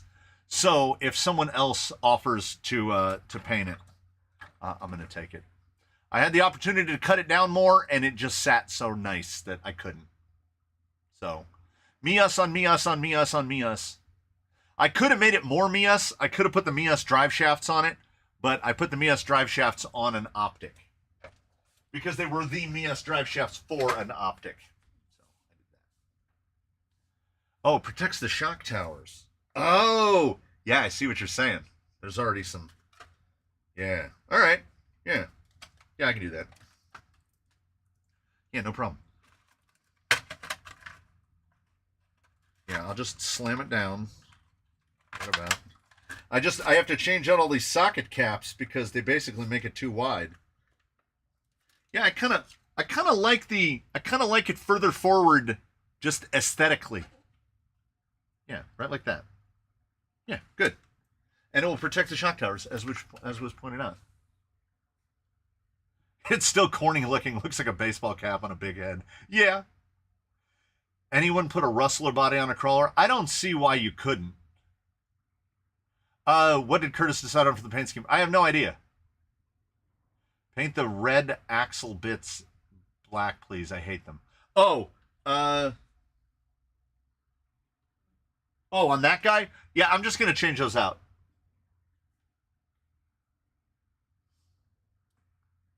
I'm going to put, I'm digging around and finding to see if I have black plastics. I don't like the red either.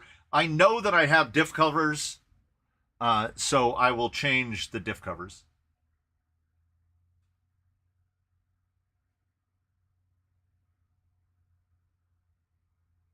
It's moving too fast.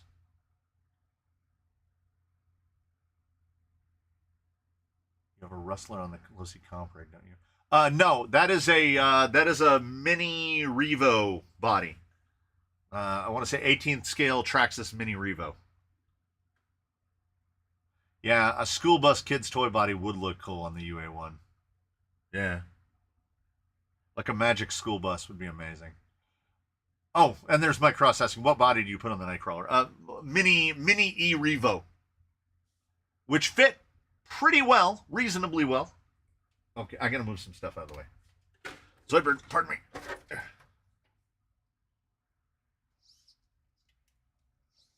Yeah, let's hope the RS500s don't decide to give up the ghost at any point.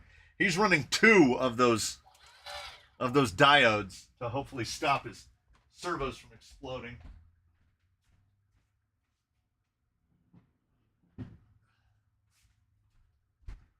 I need to figure out more rig parking. What's your thoughts on the skid forward non-sport build? What did I miss? I've got some black plastic covers if you need. They're off the VRD. Yeah, I would take those gladly. Particularly if you have front and rear. If it's just front, I think I have front. Skid forward non-sport build. Which one? What am I forgetting? Put a 1/24th scale body on Zoidberg. Yeah. Oh, Leadfoot heading to bed. Yes, this is Zombie. Which, it flashes out so fast, it doesn't even smell anymore. You know what? Say what you will. The Cricut tweezers are pretty good. Oh, you know what? I think they're going to be okay. We'll see if we get residue. Oh, it's full residue. And it'll be fine. Here we go. Which is better? Up close on the video or like this? We do like this.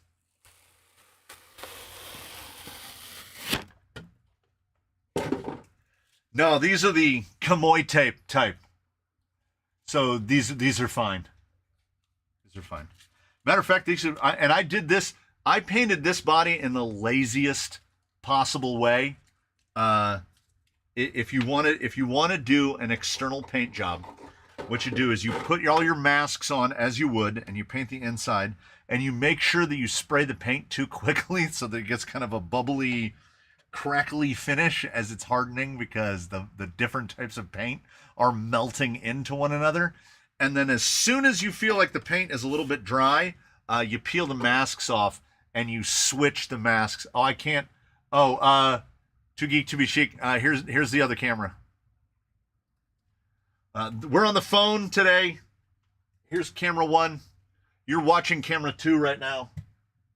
For those who weren't here at the beginning, we only have one camera today, because the El Gato is being a big jerk. And it better just be like a driver thing. So put in sun for 2 minutes to soften adhesive. It is there's not a lot of sun outside. Heat gun will do it too. But no, Kamoy tape, most of what I thought was residue, it's leaving a little bit. It's leaving them a little hazy. Let's see. What happens if we hit very fresh, flat clear? Let's see. Is that on the inside or the outside? I think most of that's on the inside. Yeah, it is.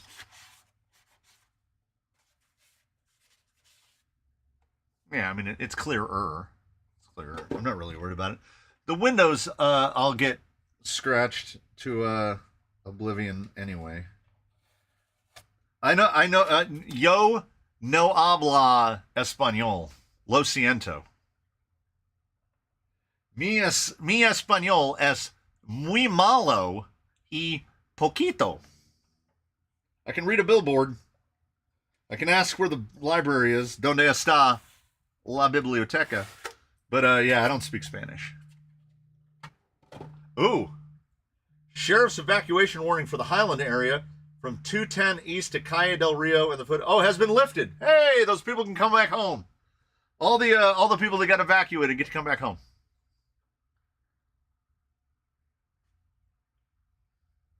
I want to paint my spider build black with a white web design and a little black widow on the net. Yeah, the slight haziness works. I thought about doing the over dust to make it dirty, but we'll just let the patina come naturally. And I was hoping I haven't been offensive to any Spanish speakers. I do know how to pronunciate. That's a word I just made up. I can pronounce words in English and Spanish. I just think it's a lot funnier. My mother-in-law is Mexican, is 100% Mexican. And I like to pronounce, I like to make my pronunciation as bad as possible.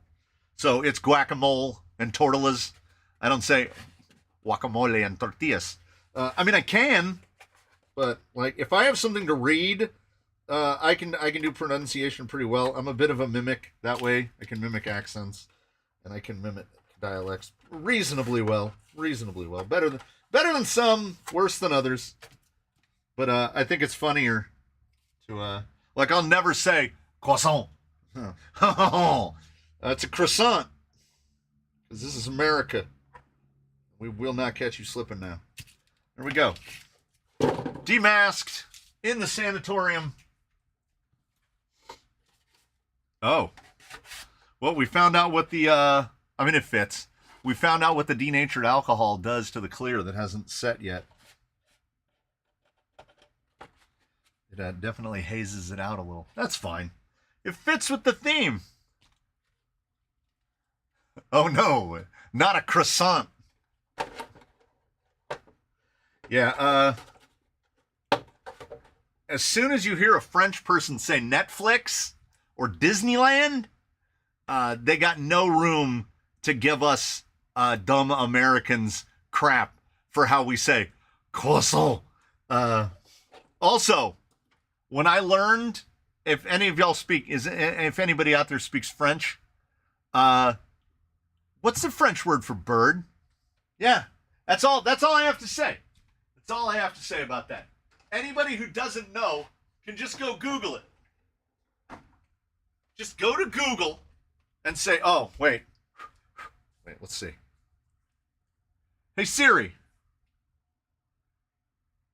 what's the French word for bird? She's thinking. She's still thinking. What is... In French, bird is oiseau. Wazoo. Oiseau is bird. Wazoo. Birds aren't real. Wazoo. So don't give me anything about me mispronouncing the name of one of your pastries. Yeah, there it is. Ed Scrivener's got it. Wazoo. Yeah, and it's like every vowel twice, and then an X on the end. I need to peel a label real quick so I don't dox myself. I mean, I hand out my address willy-nilly to strangers on the internet all the time. But this feels like more of an open forum situation. The sender of this box is a man after my own heart, in that he used Gorilla Tape to seal his box shut. I'm 100% for it. He's a merde. Yeah, I also... Yeah, I know those words in French, too. Merde. Also, zutalo. Not 100% sure what it means, but I do know zutalo. I'll just get the top part cut open. You know, I inhaled a decent amount of spray paint fumes. I just opened a King Sharpie. Anybody have a Sharpie Magnum laying around? One of these, you know, the like fist-sized Sharpies. My goodness, straight to the brain.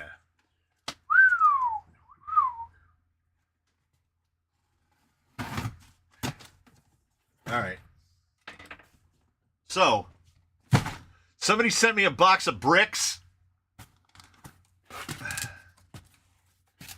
Very heavy. Ooh. Big Buddha's RC Ranch.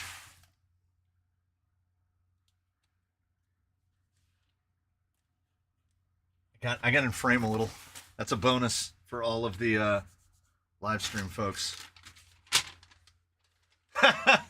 Now do Welsh. Nope. Nope. That's far too small of print for me to read right now.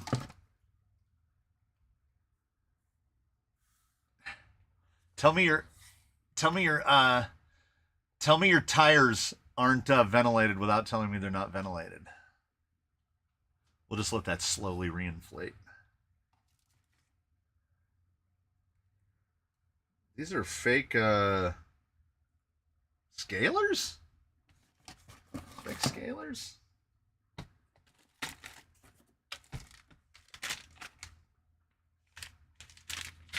Now I don't 100% know what all is in this box. That's a ring and pinion. That's a drag link or a tie rod. A bunch of suspension links. 4 AA battery. So many channel memberships have expired. Yeah, I don't even know how low. What does the box smell like?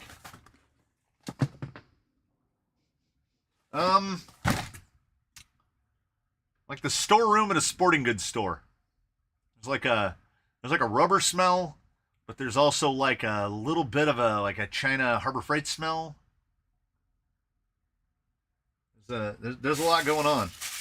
Ooh, there's plastic bags with things in them. That is a very dirty TRX4 axle housing. That's just a bag. Are these Dollar General bags?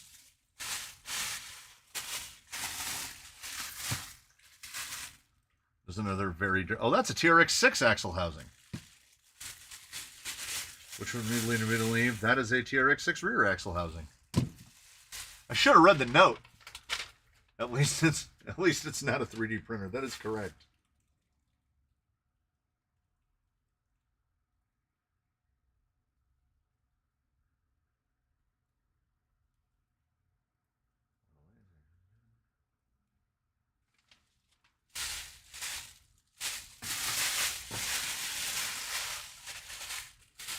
Hey, I'm going to let it slide because the Spanish guy wasn't here. Oh! UTB 18 housings. I recognize those.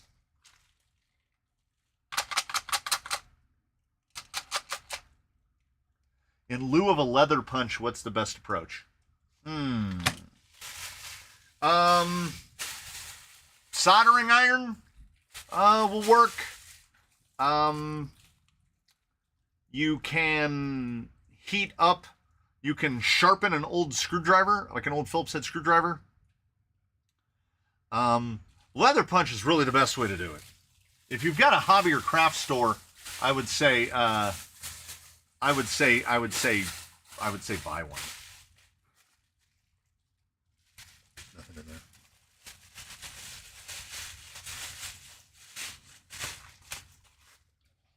Spectrum.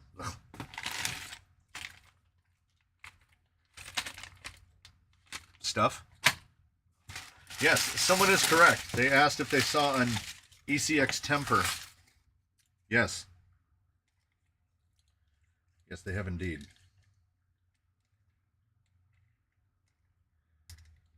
Got the built-in travel stop there. Oh. Oh. All right.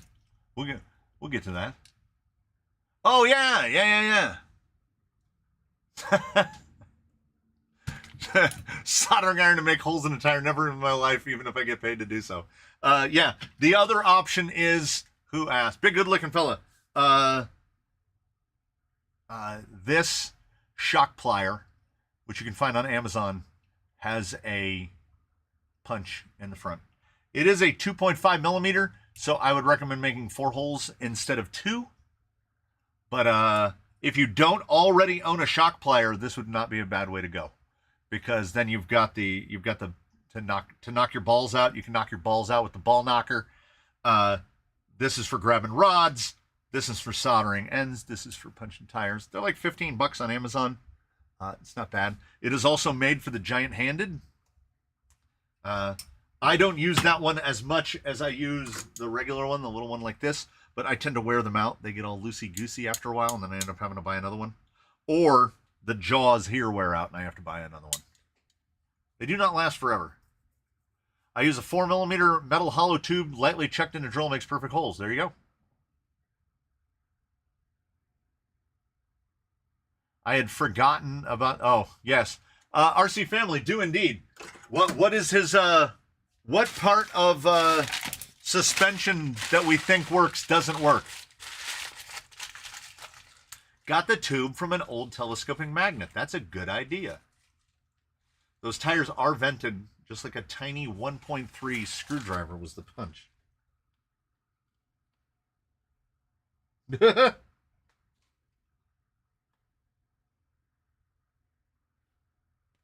Those have just sealed back up. Those are not vented anymore. shouldn't be able to do that.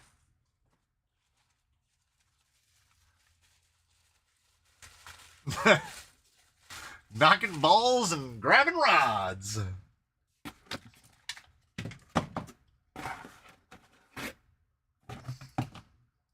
What is this? Look at that little... What a petite little axle that is. These are diff locks for a TRX4. Well, there's the other one. What are these tiny petite axles from?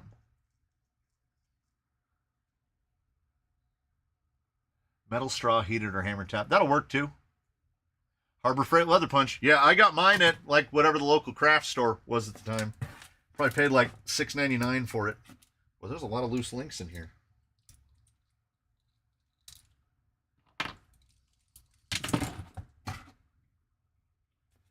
Utter butter sample.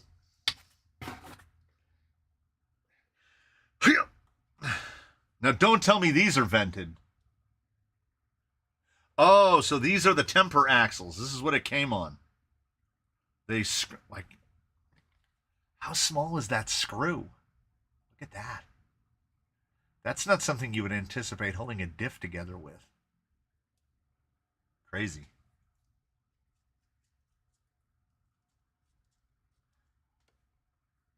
It's a driving video? Oh, man, I'm going to have to see this. Dang it. I don't want to see it, but it looks like I'm going to have to. Okay, I'm going to have to see this thing with its rear axle put on. I mean, this box barely made it. There's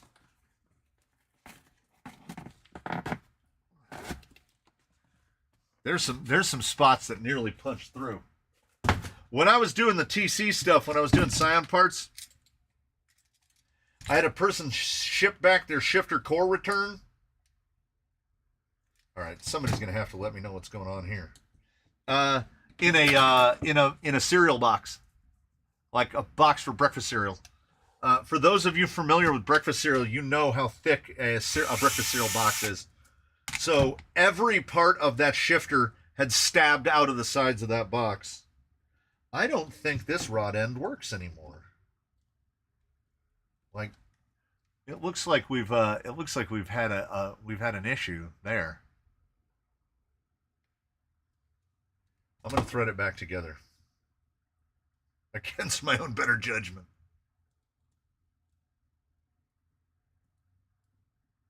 One has a stripped center. There you go.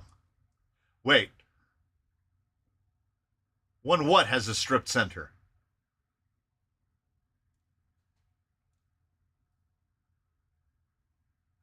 Yeah, that rod end is not. That rod end is uncertain. It'll do for now.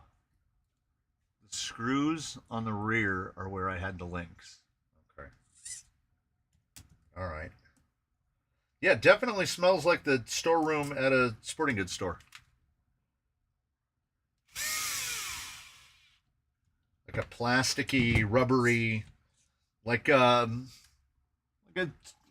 swim fins, like a swim fin smell. Okay, upper and lowers. Wow, look at that skid. Oh, this thing runs on a 380? No way.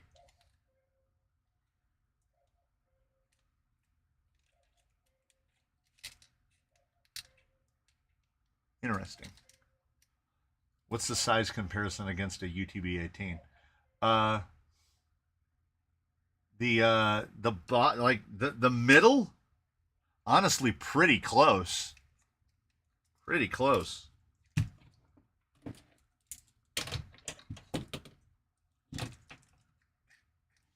I like the exposed gear. This is my first experience with anything of this nature. Ugh. I'm assuming this is taped for a reason.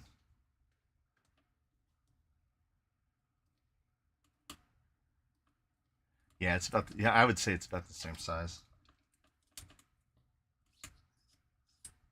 Oh yes, it moves now.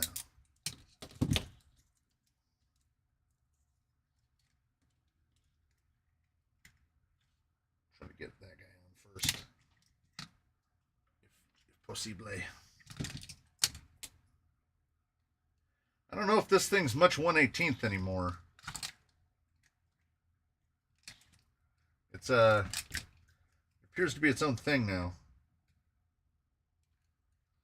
I'm on board. Is that D-shaped throughout or what? Oh, there's two set screws.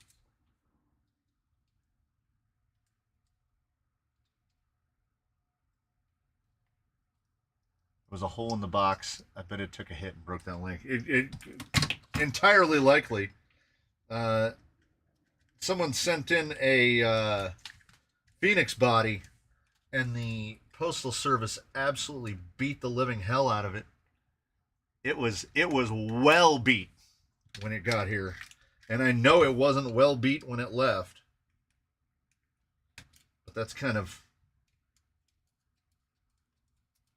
in there. It's kind of what they do. Are those? Are these? Yeah, I guess they are. I am going to have to... Ooh, non-lock nuts. Stranger things have happened.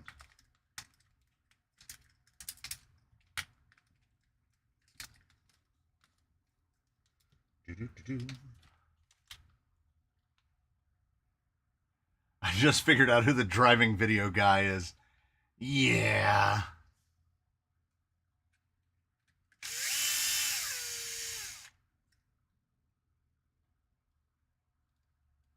That fits in there? Does it really? Oh, I see. Yes, it does.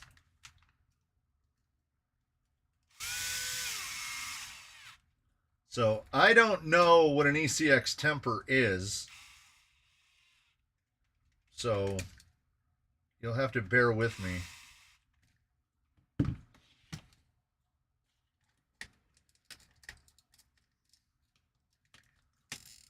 While we get this thing together. The really boring crawler tech guy. What's crazy is he clearly, from the videos that I've seen, he definitely does a script. Like, he definitely writes a script for it. kind of, I don't know. I don't know what to say about that. It's something. It's something.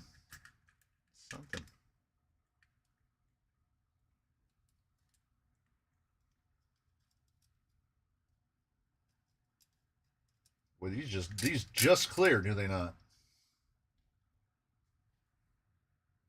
And we don't do pliers. We do forceps. That's the speed secret, because then it can't get away. Get a washer on it. I have a tower of boxes, so when I send this back, it's going to go back fully assembled. Because I am lazy. No, I take that back. Energy conserving by nature is, I think, more accurate. Isn't that a pre-Arma? I don't know. Could be. Could be. Oh, there they are. Parts are fleeing already.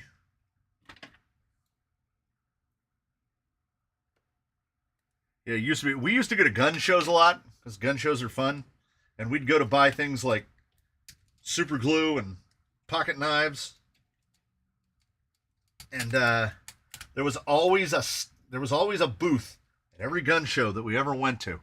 There was some dude selling just giant boxes of dental picks, forceps, questionable medical tooling of all types for like no money. Like, you'd get a forceps like that for like $2. It was where I discovered MX Bond super glue. Where, I mean, I've been got on the internet a couple times, and I got by MX Bond, where the guy took an all rubber bungee cord, right? So not the kind with the spiral weave around it. He cut it. He put the MX Bond glue on it, glued the ends together, and then went, here, hold this, and pulled it like as hard until it stretched away and it didn't break. And I was like, okay, I'll buy a bottle of that. It's still around, apparently. It's very expensive. Oh, for anyone out there that is a part-time doom scroller,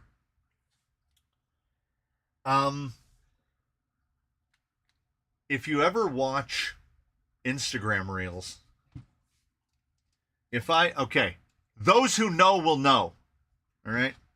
If I say Belzona to you, does that mean anything to you? Is there anyone in the chat to whom Belzona means something? Because I can't get enough. I don't know if it's real. Obviously it's real, but it makes me feel like I'm in a different, like I'm in a different universe.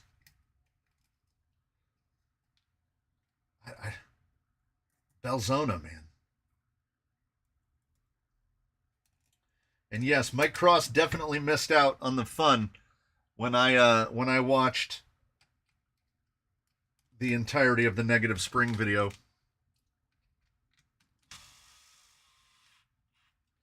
I wish I knew how to do it. I would do a video where I will live react to like boom slang suspension videos, because it would have to be not monetized, because I will curse the whole way through. Yes, Belzona Industrial JB Weld. There's something about the videos though. They're like kind of uncanny. You got to clean that surface to a water, like a Spec 12 something. And then the comments, babe, another Belzona banger just dropped. I don't understand it. Like, why are there Instagram reels of it? I think that's the real question. What is actually happening? This thing is wild. Okay. I'm guessing it ran these. The fake 2.2 Hyrax. The unvented fake 2.2 Hyrax that only have half their screws installed. I can't stop joking about suspension straps now because of that rant. It's at like 27 minutes into the video that he goes, "Oh yeah, I run no springs with negative springs." Oh dear sweet infant baby Jesus. It's a bridge too far. Oh, the 1.9s.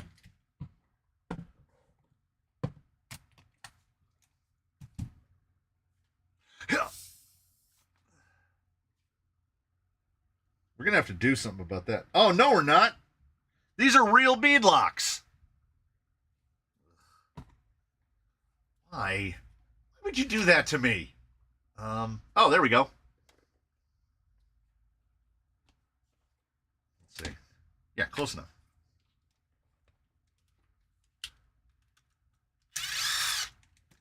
Idiocracy may be happening. Yes. I don't know if May. Wait, where's the battery go in this thing? And how do I put it in?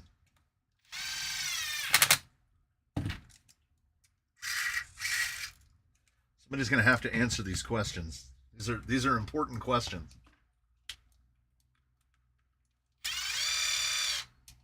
Oh, Mr. Cross, you were missing out. I'm ready to rant. Take apart those beadlocks, even if it takes 2 hours. No, you're right. He's definitely right. It is a 1.9 thing, that's for sure.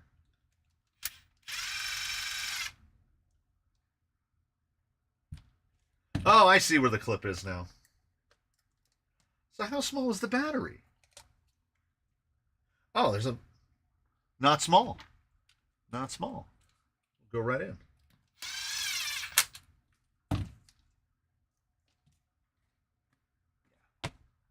Yeah, we're good. Did I? Damn it. Son of a glob.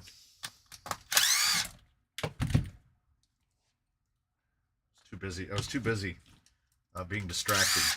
And that's the excuse I'm sticking with. This thing is this thing's a little long. It's a little on the long side. Or is it that it just looks long because it's so skinny? At least it's got an XT60 on it. That's a little nice. Like 325. That's not crazy. It's moderate. I don't think. Oh, maybe I might have one. I don't think I have an 850 with an appreciable amount of charge in it. I have to have one that has like a little bit of charge in it though. 850 2S and 1300 3S. Well, I don't own any 2S, so it's gonna have to be a 3S.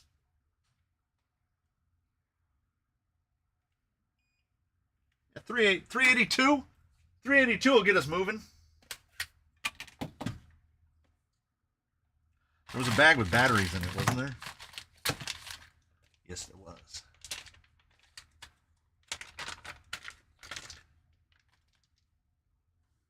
I think 465s will be fine because it is TRX for portals.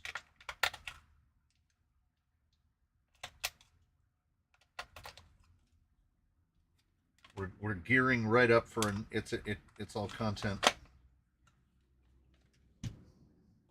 That is a significant amount of rear caster. Like significant. I would say rear link's about 10 millimeters shorter.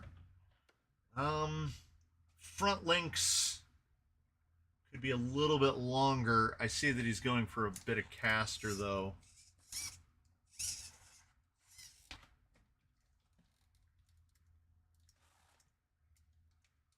sits pretty good. It sits pretty good.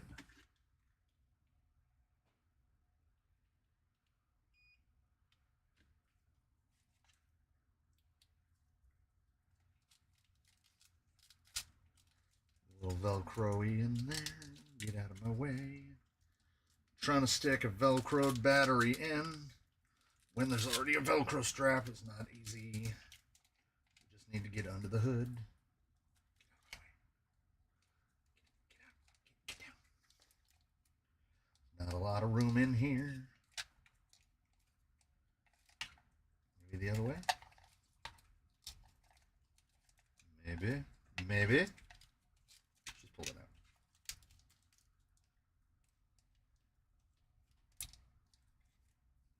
It ain't great, but it's fitting.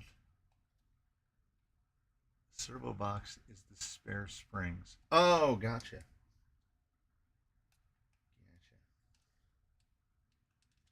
So this is pre-Arma, from what people say.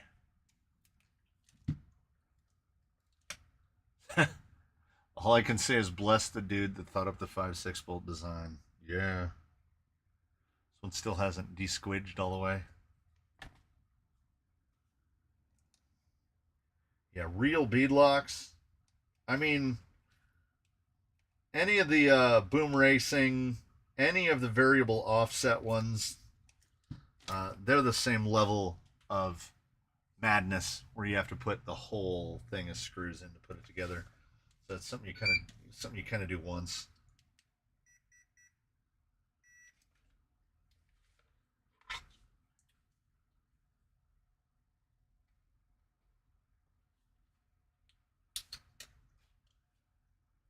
Now that I see droop shocks, could you help me with your infinite knowledge? Like what? Spools front and rear. Lockers came out of those axles on it now. Yeah, I don't know how many spools I bought before I found out you can just spool the lockers. Oh, it's like a tank.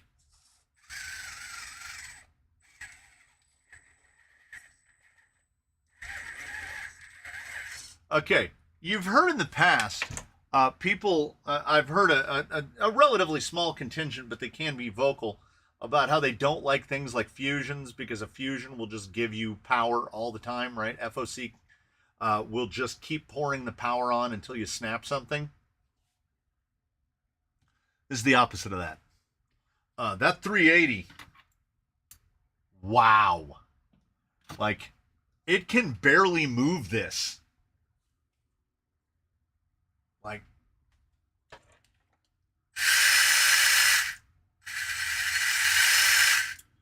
total wheel speed looks reasonable, but I'm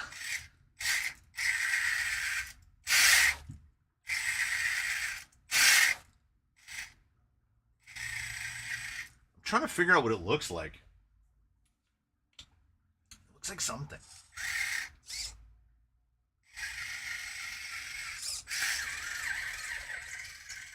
You know what? I think it's going to crawl reasonably well. I think something. Oh, I see it now. Okay. So first thing that has to be addressed is the tie rod. That tie rod is hitting the diff cover badly and limiting the steering quite a bit. Oh, no, there we go. We just bend it out of the way. It just doesn't have enough torque.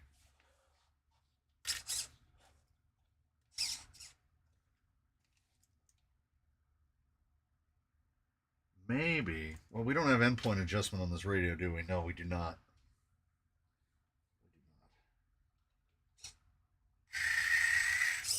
Yeah, the steering angle is what's going to hurt it. Like, that's like 35 degrees. That's not. And then we got definitely more that way. Like, this side basically touches the shock. This side's got about half an inch. That's going to, I mean, I don't know how that's immediately correctable because it's a SL3? DX3. We have no endpoint, functional endpoint adjustment. So that servo is just not going to throw far enough for us. I mean, I'll drive it before I do anything. But yeah, I mean, I see where things are going. It's got a decent amount of the front caster's pretty good. I can see why he chose caster angle over drive shaft angle. That drive shaft's got too much wangle on the dangle for my liking. But as long as you can slide it over, I never run stuff like this. It just kills your ground clearance. Like that hangs down far too low. Basically turns your portal axle into a straight axle. You can use the side knobs for the steering range. The steering trim. Do I like hold something down? Because it says it has brake rate, throttle trim, and steering rate, which is AVC. But there isn't AVC on this. Oh, okay.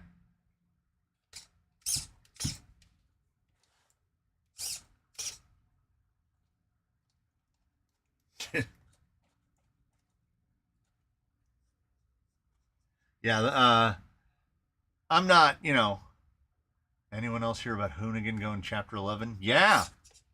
And they own, like, everybody that makes rims. They own, like, 25 companies or something. Pick and Save. Those outside America won't know what that is, but Pick and Save just went Chapter 11 as well. We've got, it's the turn the wheel and turn the one knob.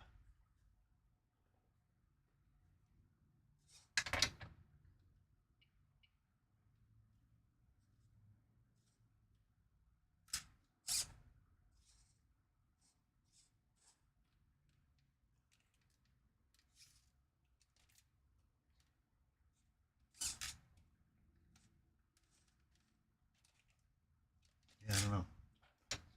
It doesn't seem to turn it anymore.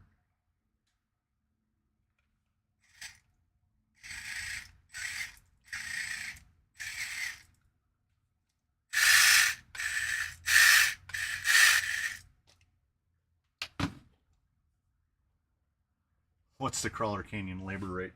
I've had people ask that before. I don't know. I've never charged anybody before. The axle guard's there because the axles are secondhand beat up. That's why part of why I sent the other chair. Oh, okay. All right. I should have read the note, huh? I should have read the card.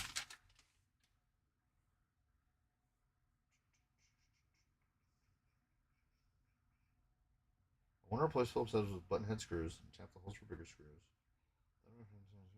All right. Capper 1.0 links in front upper links. Yeah, I think most of the links are fine except rear uppers. And do they need to be high clearance? They do not. Yeah, they're not gonna touch anything. I think a high clearance lower in the rear would probably help on breakover. The links are very long. And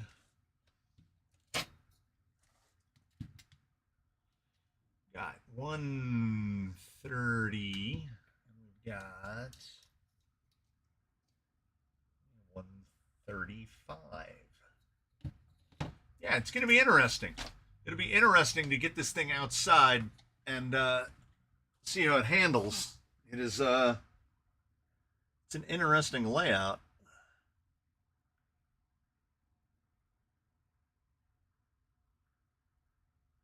If my shocks are in droop, how do I know if the springs are too hard, too soft, or perfect?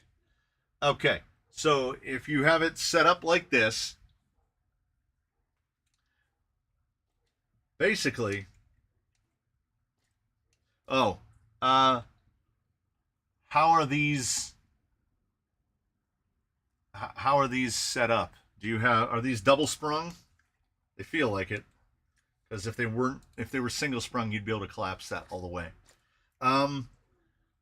So it depends. Okay, so I'm going to assume that Mr. Spain is running full droop, meaning just the spring above the piston with them upside down. If the spring is too soft, the spring can only really be too soft in that situation if your wheel tire combos are very heavy, because that's basically what the springs are dealing with. You have springs now dealing with your unsprung weight and not with your sprung weight. Too soft, you're going to notice in that the front end will move like this too easily. That feels close. Now, these are also really light. They're not ultra light. They're light compared to a typical 1.9. So that feels about right. Maybe a hair underdamped. But in straight damp, it's close. It's really close. It's really close. Rear feels perfect. So if they're running the same thing, I guess it's geometry. Team associated 20 weight in the shocks. Yeah. Rear feels great. Front feels a little underdamped. Probably a lot more weight in the front axle, so it's easier to swing that pendulum around. Sprung weight wise, there's not going to be a lot on this. That's going to help. It is rather narrow for how long it is. We're going to have regular TRX4 stuff. About 250 wide. That's fine. 325 wheelbase. Not bad. I mean, we'll see. I think if nothing else, the only issues we might have will be breakover and steering. I don't think that the wait, is there an R in it? There's no way that's making 35 kg. You can hear it. Should not be able to overwhelm that while energized. How they owe $1 billion. I use both springs exactly the come out, but the short spring where the long is and the long where the short is. Okay, well, that doesn't make any sense. Mine feel good, but I don't have a single shock prepared properly. So I don't know if it's just good, if it feels good, but it isn't. If it feels good, it's probably good. I bet if I sent my Wendigo, you would charge me 100%. I absolutely would. Sounds like rats borrowing. Oh, look, we haven't moved this in a minute, so it's gonna yell at us now. I'm gonna let it go for a while. I hate it so much. If you ask me if the DX3 is worse or the SL3T is worse, I don't know. I can't explicitly tell the difference between the two. Spectrum. Delicious. Yeah. Ooh. I've got a box. I need a box to allocate bits.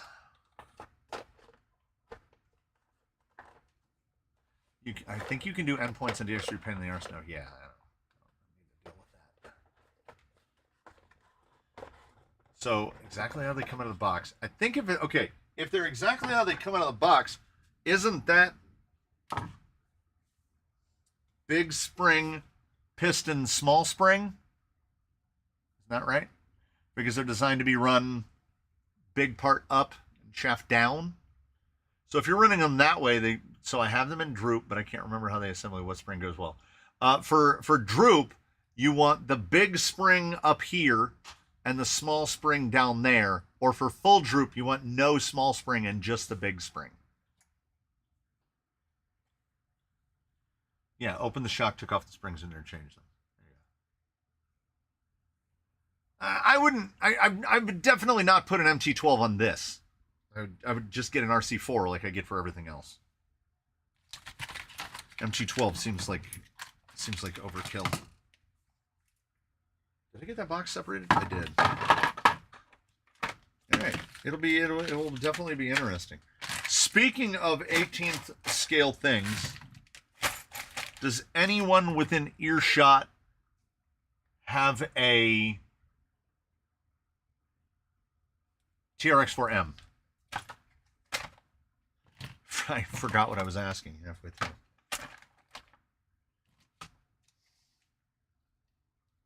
These housings aren't even that bad. I've seen worse here.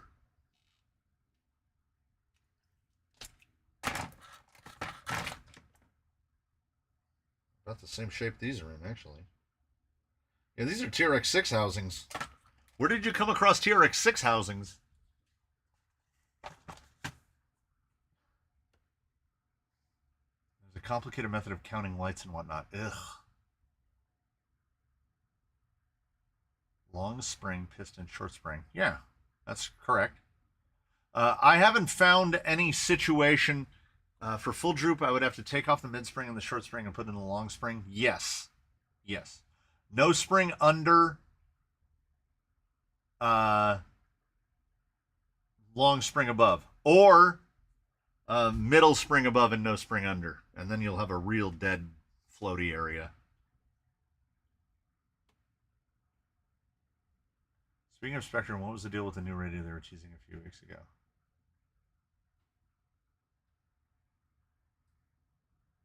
Oh, okay. Now we're getting back to the question. Barry Rhodes does, and Driver 8's got one.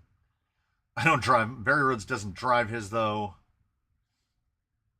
Cute, but too small.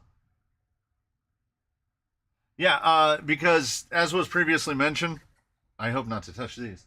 As was previously mentioned, Mios sent me that big old box. Had 2 sets of axles, had the chassis, had all the LEDs that I put on those optics, had all that stuff in there. Inside that box, 2. The little, these little guys. A spare tire, a little skid. Like with LEDs, with interior, with all the bits. I think they're only like $40 or something on like links, the whole thing. There's a whole roll cage that goes under it. I went through that CBA and I can't justify myself. MB18, Mios MB18. I have a red one and a green one. Much as people would like me to test tiny tires, I don't see myself getting to a position where I'm going to spend the money. What does one cost now? I can't see myself spending the money in order to use the $40 body. So if anybody has a TRX4M and they would like an MB18, I will mail it to you. But I can't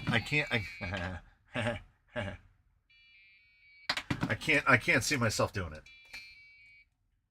This battery's not charged.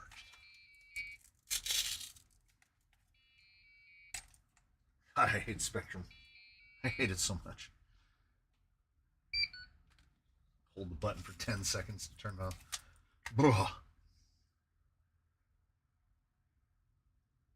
Yeah, I mean, if you've got a, if you already have a TRX4M in the house, and you have a kid that you want to keep occupied for a while, taking into account that I'm guessing the other one tore off some time ago because it is a zip tie in place of the little rubber pull. Yeah, I'll send you one of those. You can give it to a kid. How much am I asking? I wasn't.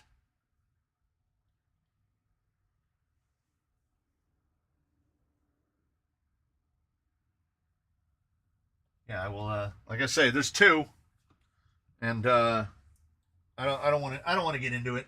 I have said that this is a 10th scale house for a reason, and it's going to remain a 10th scale house. I mean, if someone's saying how much you asking, if you've got stuff you're not using, this is how the circle of crawling works. If you've got stuff you're not using, whether it's spare parts, electronics, whatever, you can send it on in here. And it'll get used. It'll get used, or it will get. Oh, I just knocked a water bottle onto the keyboard. Hopefully everything's still working. it will get used or it will get passed on to someone who can use it. That's how we do. All that H10 optic stuff came. I have no intention of buying an H10 optic. So I put all that H10 optic stuff on the optic that's here on loan. And then when he picks it up, he's going to have an optic with a whole bunch of stuff on it. Because better than it sitting in a box, I have no desire to sell any of it. I have no desire to sell any of this stuff. It's not...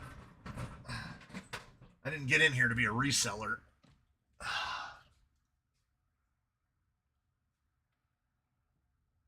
It'll improve stock for him a bunch. Oh, nice. Nice. So yeah, just anyone who expressed any amount of interest, send me an email to the usual location and let me know.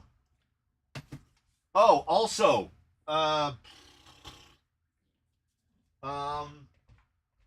same token, different machine. I'm just going to grab one of each because it'll make it easier.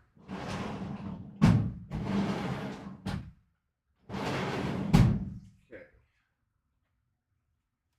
If they've recently been featured in a video and either score-wise or whatever, Hyrax 2-2 and the Rock Beast 2-2s. If anybody is building something big, and because these are both 575s, like these are big boy tires. If anybody wants them, let me know. I don't think I have foams. I don't think I have foams for either. But that's the beauty of giving stuff away. Yeah, 575, full 575s, no foams. Please, someone in the Americas, say that you need these for something, because otherwise the guy from Spain is going to say that he wants them, and it's going to cost like $60 to mail these to Spain. And as much as I want clear spaces in my bins and benches, yeah,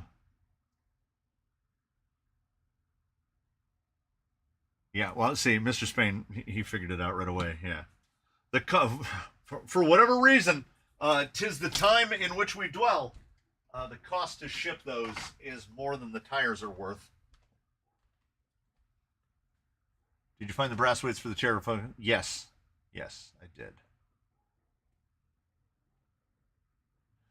We'll see if it needs it. I mean, I think everyone's temptation is, as soon as they get a rig, the first thing they do is they just start slapping brass on it. When I think that brass is only necessary about, I'll say half the time. Probably about half the time. It's so easy for us. Because these have what, brass outer covers? Yeah, just brass outer covers. Those are gross. That portal box was definitely full of grease because it's pushed most of it out. Yeah, we can tinker with that for sure. For sure.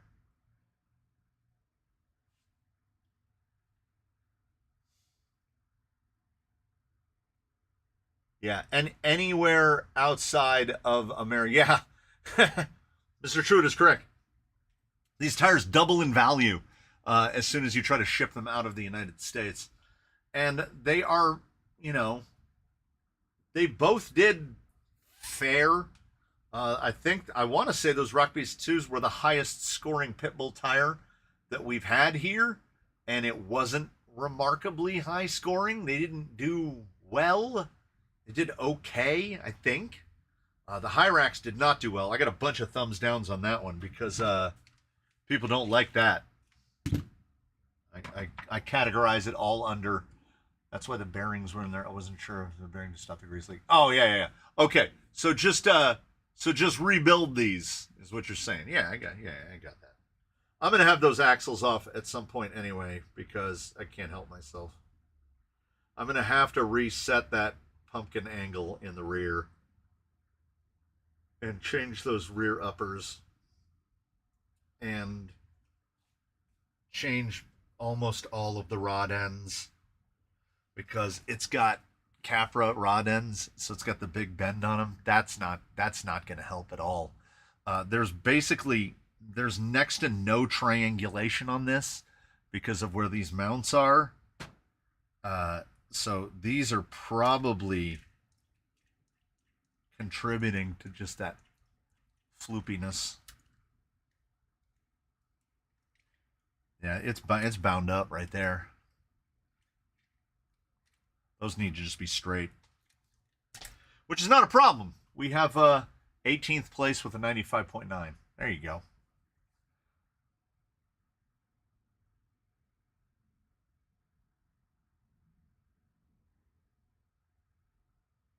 Yeah, it's not bad. But then you have to remember what these cost.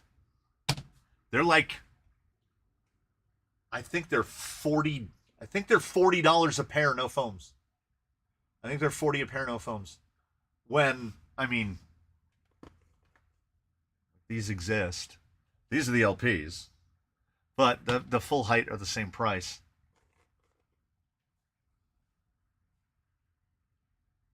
A tire that scores 95.9 is only good for 18th. Well, I mean, that's a good way to look at it. That's a very glass half full way of looking at it. Just like 95.9 isn't great for how expensive those tires are. I mean, those tires are getting, I think they're actually $45. I have pit bulls at $60 a set on the list. I don't think that's right. Oh, I still have A-Main open.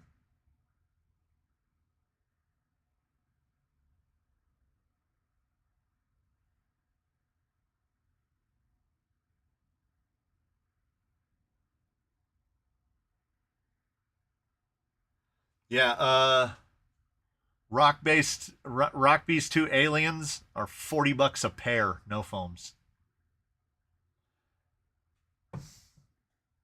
Yeah, 60 would have been for comps, and I'm almost sure these aren't comps because they're not super tacky, but they did too well. I've run some other comp tires here. I have an old set of comp growlers, and they're, fair. But yeah, $80 for a 95.9 is a little steep when, like $62 a set on, and they include foams that work. I want Pitbull tires to work. I 40 a pair, they're crap. Yeah.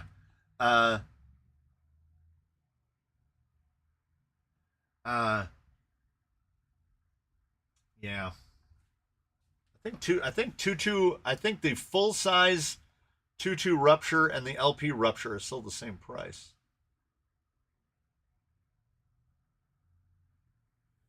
One nines are $28.50, class threes are $31.50, and the full, oh, they've raised the price of the full size ones to $32.50. They're now $1 more. These are not, Mr. Spain, they are not marked, but based on their performance, I have to assume that they're alien, that they're not comp.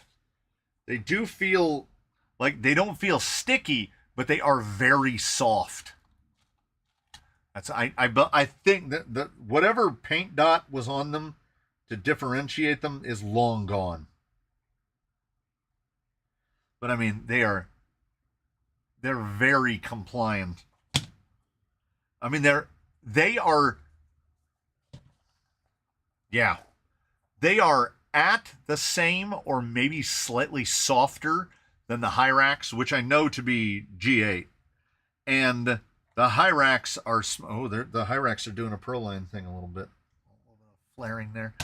These are fully ribbed on the sidewall, and they still feel more compliant than these. So it's softer than G8. At $80 a set, even if they had foams, they get third worst place on the price performance ranking. Yeah.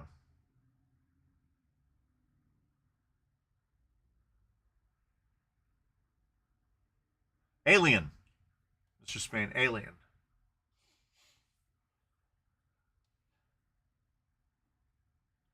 Mr. Saxton, I mean, if you want to send money for one of the Mios kits, you can, but you don't have to. I will double check my shipper. Email me one way or the other.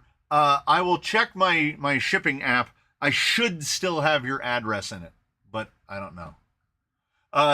G8 for these, Alien for these.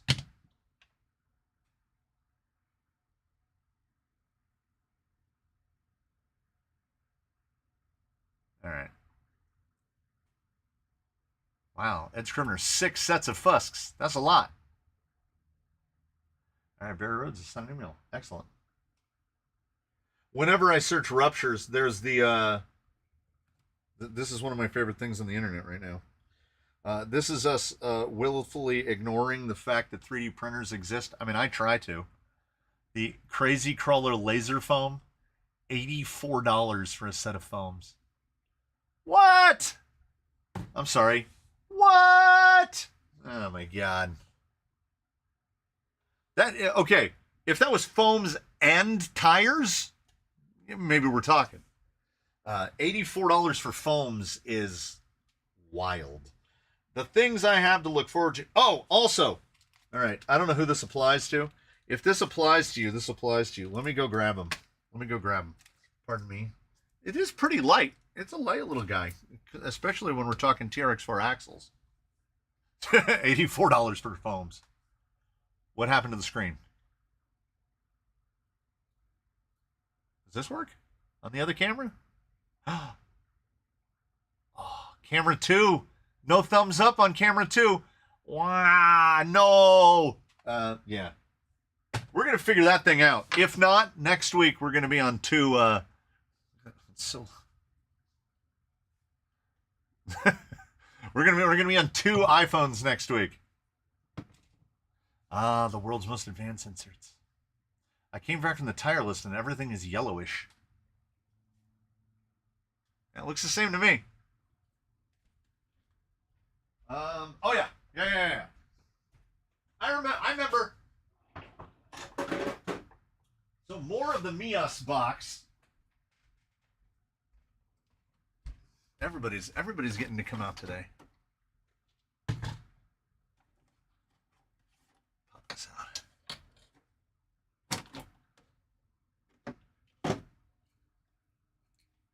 So I just discovered I needed a splitter for so all my lights can run off of a switch. So I discovered this is not Argentum. This is the Ghost Rover. You should be able to tell by the chassis. So I discovered, I was looking for a Y, and I discovered these. I think they're Kuwu? Chanmu! Oh, man. Remember Chanmu? Remember how bad Chanmu tires were? Oh, my goodness. So bad. If you're getting into lights, if lights are getting addictive to you, I will have to zip tie this into place. But look at this. Look at that. I'm all for it, right? Because I want one switch to control all the lights. Go like this. And then I'm going to have to get more zip ties. We're going to plug this one in like this. Did I bring the radio? That's a good question. And we've got our headlights. Did we bring the radio? That's a good question. Look at that. And I will actually tuck all of that into the box. Oh, that's a good idea.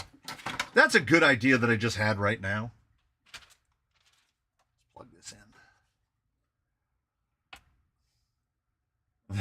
I get the cost of parts that were machined from aluminum, but foams and tires just seem like price gouging to me. 100,000%. Like there's no justification, especially with foam. With the tire, they can claim that they have to license it and that they have to pay other people, and we'll buy a little bit of that excuse. But foams, It's foam. It ain't nothing exotic. That's for sure. Is that Ghost Rubber? Hey! Let's see. Let's see if what we've done worked. Yeah. Yeah. Look at these little boys tucked up in here. Look at those. Let's see if this befouls the whole operation. Ooh, that was. Oh man. Okay. Here's the difference, ladies and gentlemen, latimals and granimals. Here is the difference between a proper camera and why Apple sells so many phones. Look how good that thing switched to effectively night. How is that reflecting over there? What? Come here. Whee! It's wild. I don't understand what's happening. Is it bouncing off the back window? How am I seeing that? Anyway. Yeah, one switch. Yeah, I think the placement on those is pretty good. Did somebody say where's the light bar? How many donuts can you buy for the cost of Crazy Crawlers? Let me tell you something. I bought a dozen donuts about a week ago. A dozen donuts is $15. $15. I go into full old guy mode real fast when you tell me that a dozen donuts is $15.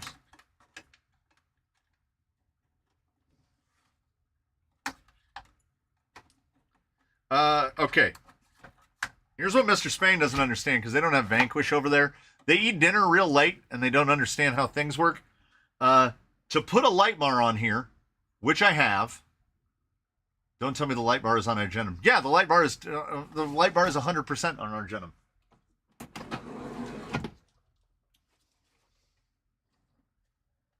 See, they're quite. Oh, now it's on his hood. Wow, bow, bow, bow, bow. They are quite different. Yes. Wait. There we go. To put a light bar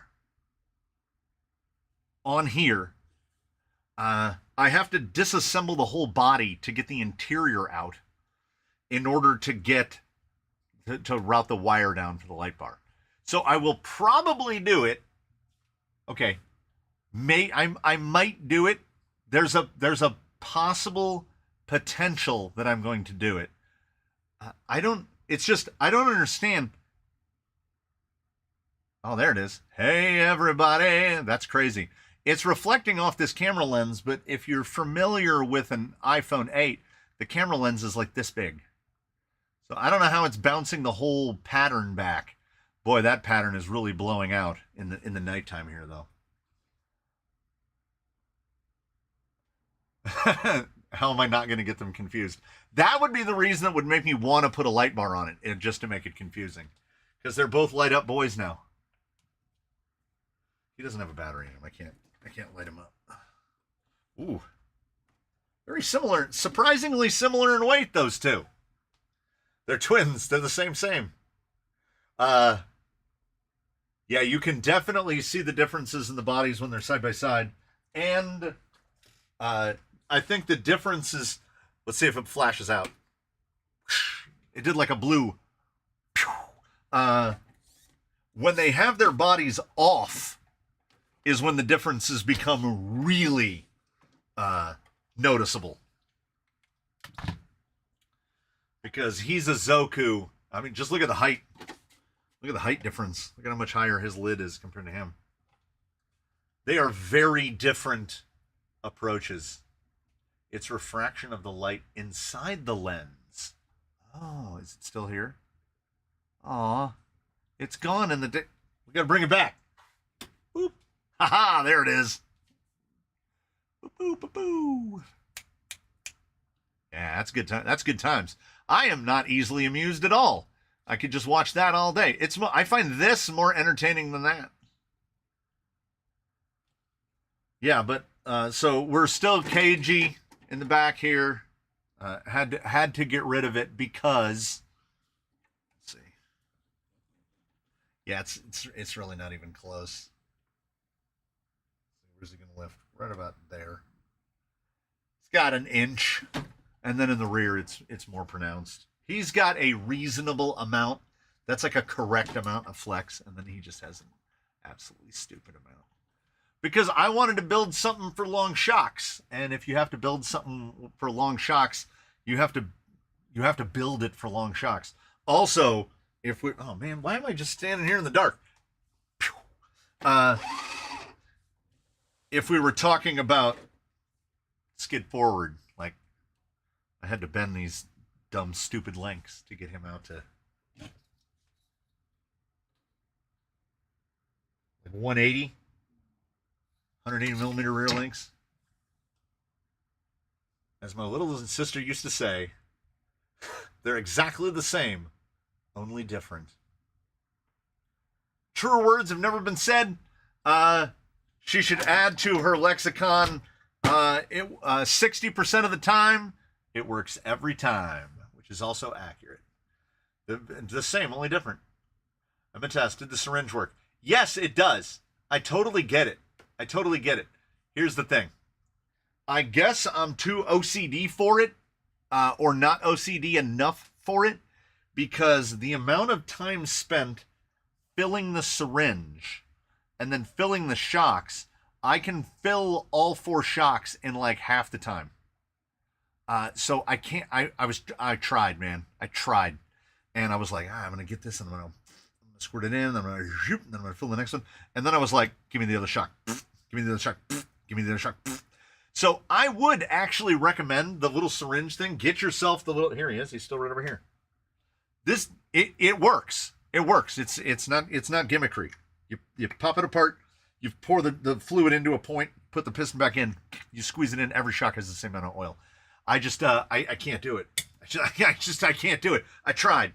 I tried on the set of SO95s, and then when I was building the other set of SO95s, I was like, I've been filling shocks for too long. That's all I can figure it comes down to. I couldn't make myself fill the syringe, fill the shock, fill the syringe.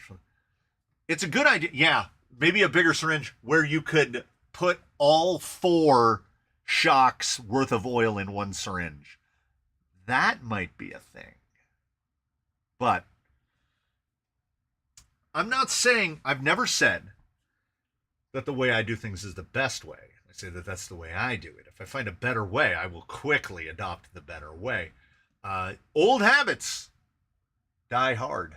Would that work for greasing a diff? I mean, it absolutely would. I mean, that's how I apply my grease. I use big ones. Yeah, I fill them with my CV joint grease and shocks as well. The shock grease. And when I run out of the ProTech O-ring grease, I'll refill that with some other kind of grease. Yeah, syringes for grease are great. Syringes for oil will work just as well. Just some of it I can't. I don't know. Baby Tylenol syringe might be easier with the milliliter readings on the side. Yeah. Didn't think to find a bigger one. Yeah. I mean, this guy will absolutely work for small bores. If you have like 7mm bore shocks, this absolutely works. You can get more than a shock's worth of oil in it. But I think, as Organized Chaos pointed out, this is a 1 mil syringe. If this was like a 5 mil or a 10 mil, I think I would adopt it, because then you can just hold the syringe up like this and be like, there's 3 mils into that one. There's 3 mils into that one. If I could fill all 4 from one syringe, yeah. The glass has the mill in it. Yeah, well, literally has the mill. What weight is baby oil? That's a good question. What would people of the Canyon think about a channel on the Discord for other hobbies? We should probably put one in, because in general, and by general I mean just the general one, we just talk about everything in there. Like everything. Like we should have like an off-topic section or something, just to try to keep things like, I don't know, sort of organized.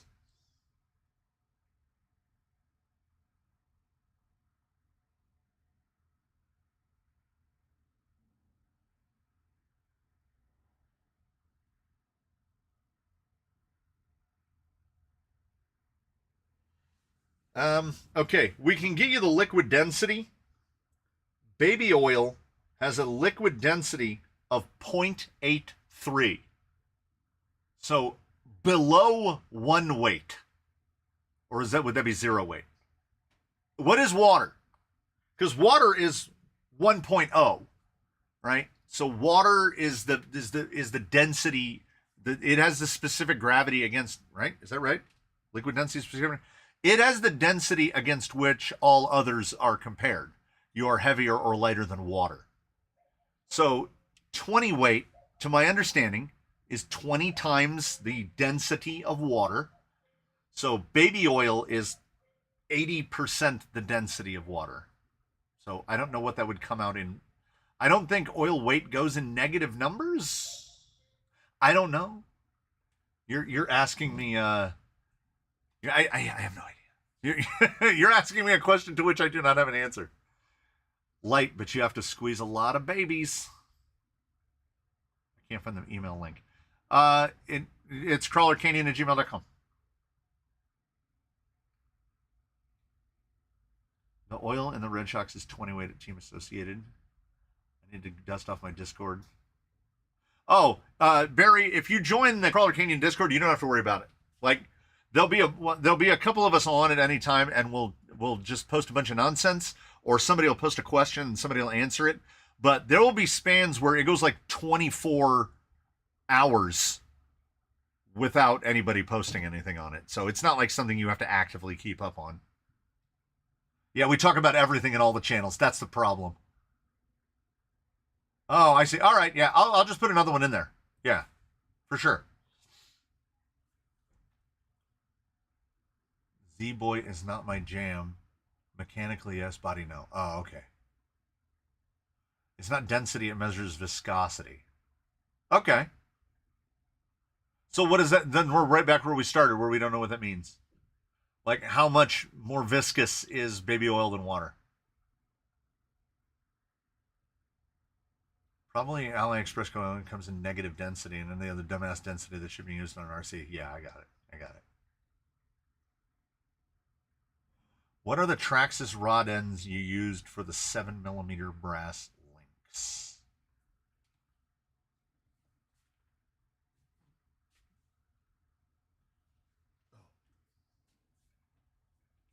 I used, if you were talking about in the video when I made these, these are Element. Because Element are about 6mm, so I just tapered the ends down to Element. It would be the same if you were going to use Traxxas. You could also opt, it depends. Traxxas rod ends have the little pocket in the end where the rod end actually goes into, the rod goes into the end a couple millimeters. You can just butt them against it. It doesn't matter. You just have to, the thickness of the oil and how it clings to surfaces and holds itself there is viscosity. Would O-rings on axle shafts be a good idea to keep mud and water out? I mean, I guess, how many babies does it take to make a bottle of baby oil? Would you like to buy some Girl Scout cookies? Are they made from real Girl Scouts? I think that the O-rings on the axle, I think Element thinks it works because on the SEs, there's no bearing. There's no inner bearing, or there's no bearing on the, okay, give me an axle. Give me an axle. Okay. Ordinarily, there's a bearing right in here on Element axles. There's no bearing there. Instead, they put an O-ring around the shaft. The O-ring just kind of rattles around. So I don't know what that O-ring is actually doing. I mean, it couldn't hurt. So what Element rod ends do I need to order? They only come in one thing.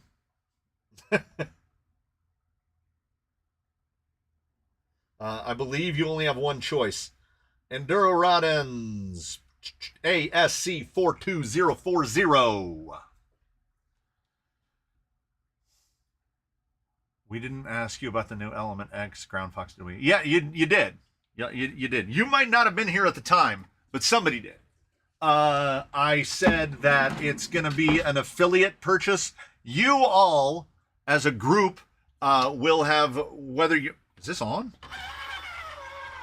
I just would have put it away. I just would have put them away. You all, knowing or not, are buying a Comp Fox because a couple people went on a spending spree on A-Main. Well, that spending spree got whittled down a little bit because a bunch of people made returns, and I went minus $80 this week. But I'm gonna blow that affiliate money on a Comp Fox. I meant to ask, would the UTB 18 axles be better on my rig or stay with the TRX4? I've seen a few on the temporary Gen 2 group I'm in. Are the rest of the parts here for these axles? I didn't see enough parts to build a full set of UTB 18 axles, unless I missed something.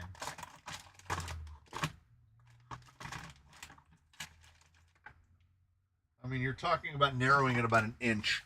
At 325 millimeters long, I definitely would not narrow it.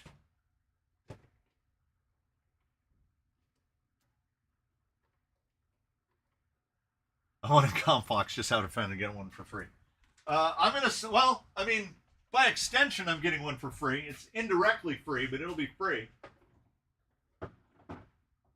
Because, and like I said, somebody asked in a comment, and I said, well, yeah, by the time I get one and do a video on it, everyone else will already have their review up, and it will be the best thing they've ever driven, ever.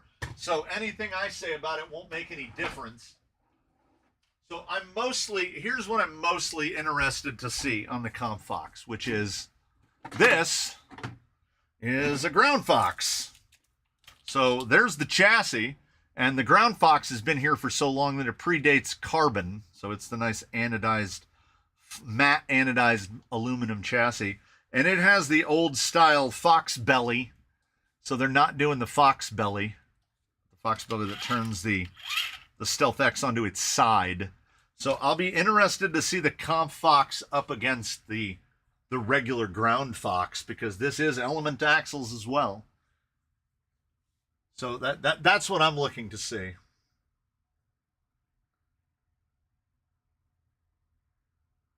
Bonita Crew, what did you miss? Like nothing.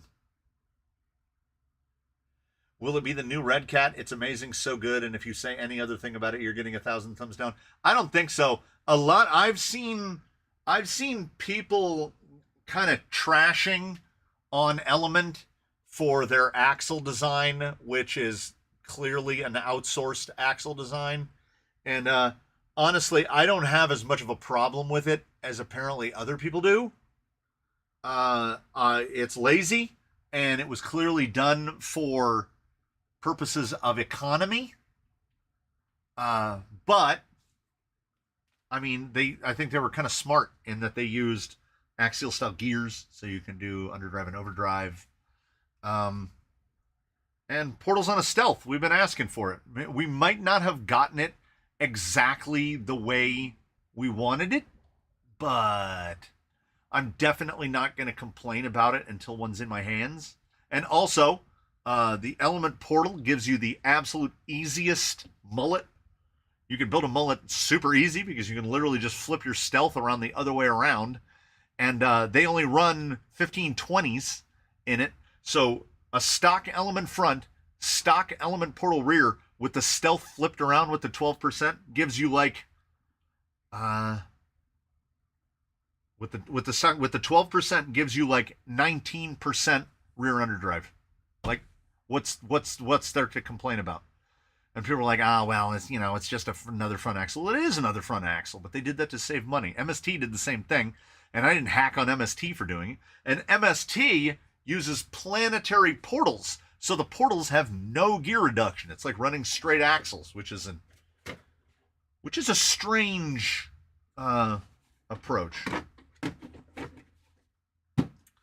So it'll be Comp Fox straight up against Ground Fox Origin to see what they think about it.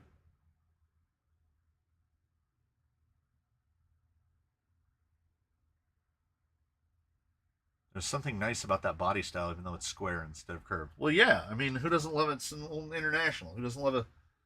And they did it right. I mean, the Red Cat one is not right. Those element jobbies are 22 quid.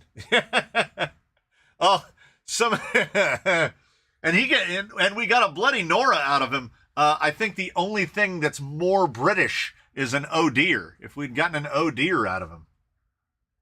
Element could make the ultimate mullet kit, but they're too dumb to think about that. Same with the Pre-Runner IF2 with trailing arms and the stealth. Yeah. Oh, Stunod, this is an Origin, a Vanquish Origin full cab. If you want one, you can't. Like they are discontinued, probably never coming back. And what a fantastic body, such a good body. This is all Krylon. This is all Krylon. Plum and Pebble. Pebble and Plum were the two colors. Came out great. All real patina. I did zero patina on it at all, and all this just came out from... Oh, no, I think I did buff it a little, because we did the red undercoat. Most of the patina is authentic. Yes, Vanquish Origin. The Ground Fox got good reviews? I don't know, did it? High trail into a drag truck? Yeah, why not? It would give you... Oh, yeah. There's a company... I don't know if it would work. I don't know if it would last. There's a company that will flip your portal boxes. I think your biggest problem with turning a TRX-4 into a drag truck is going to be the portals, because it's so much gear reduction. And for drag, you don't want gear reduction. Even with a 6400. A 6400 isn't going to be crazy fast on Trexus gearing. I would think like 40 miles an hour, which is probably actually fast enough to drag with. I don't know what their end trap speeds are, but it wouldn't be as fast. I don't think it would be as fast as you think it is. The axles would be the weak point. Now, if you took the TRX4 gearbox and put like AR44s on it, put straight axles on it, oh, hold on, baby. 6400 TRX4 2-speed with a 6400, you better buckle up. That thing's going to do 70 miles an hour. Because the portal reduction on a TRX4 axle is 2.36 to 1. So the final on a TRX4 axle is like 13 to 1, and the final on an AR4 is 3.75 to 1. So it would be 4 times as fast.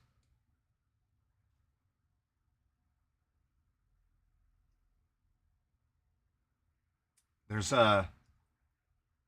for the comfort of an American, let me tell you something. There's entirely too much Skyline talk over here from the man from the mythical land of dragon eggs, because we never got them. The only Skyline we got here was the R35 GTR, and like this many. You can do direct power motor to a TRX4 axle with no transmission. Yeah, I guess you could. Yeah, 13 to 1. Dual motor drag?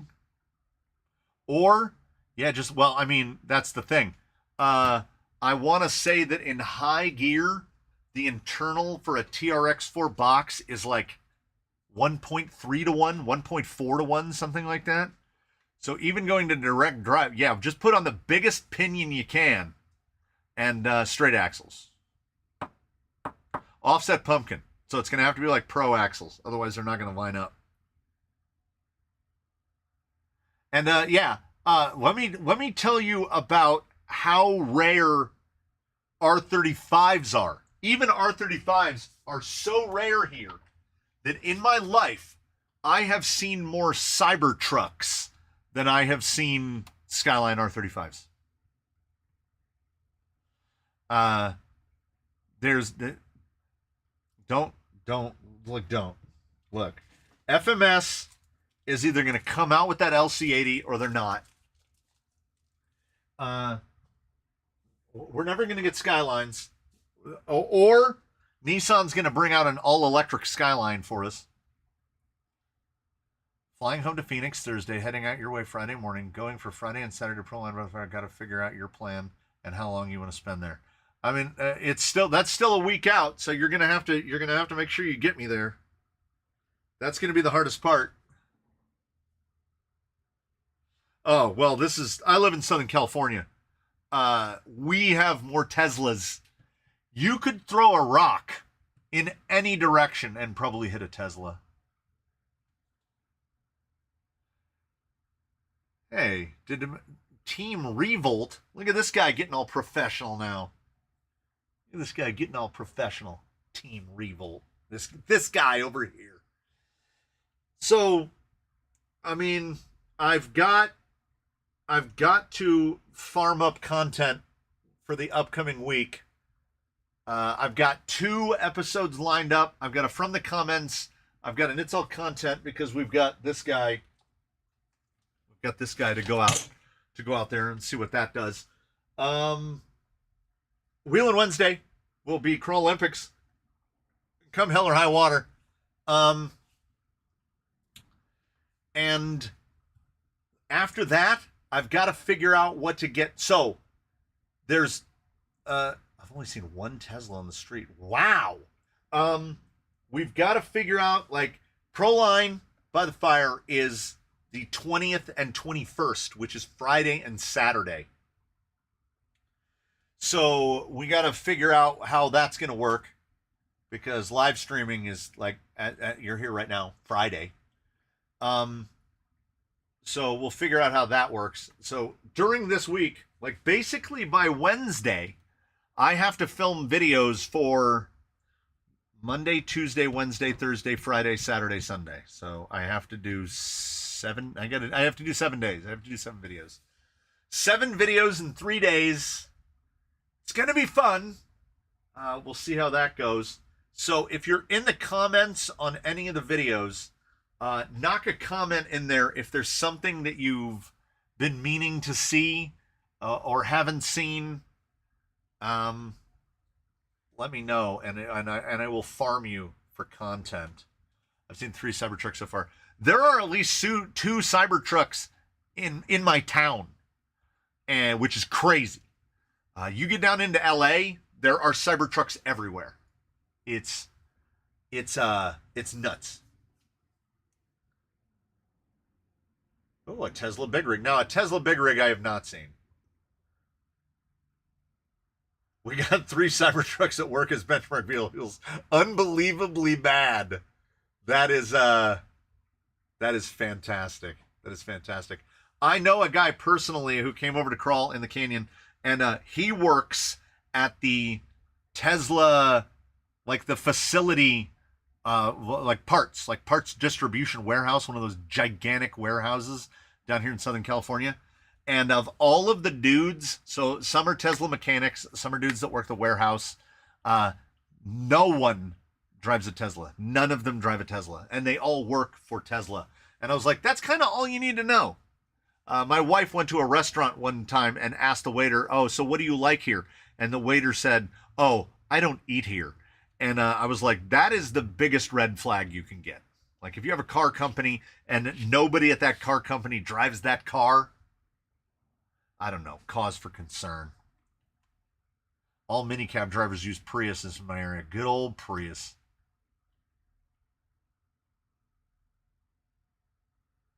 Someone in the 404 shared a picture of a pin tire with cut lugs. Like cutting out some of the pins or cutting the pins shorter?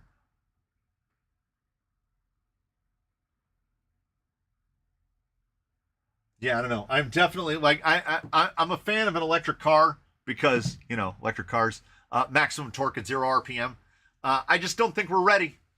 Not to get into a political thing of it. We're not getting ready. We don't have enough places to charge them. There's a lot of things that we don't have enough of to put an electric car in every garage.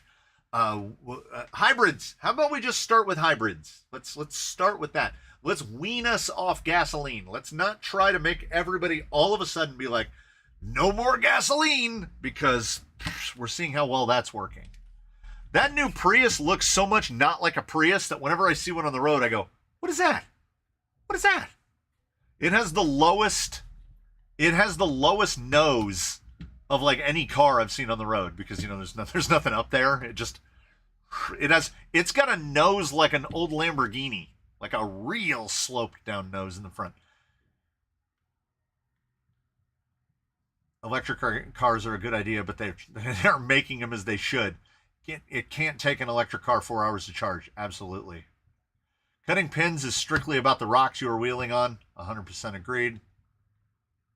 Yeah, diesel electric, aka trains. And California, if you're not aware, is trying to ban all diesel in the state of California, which is ludicrous.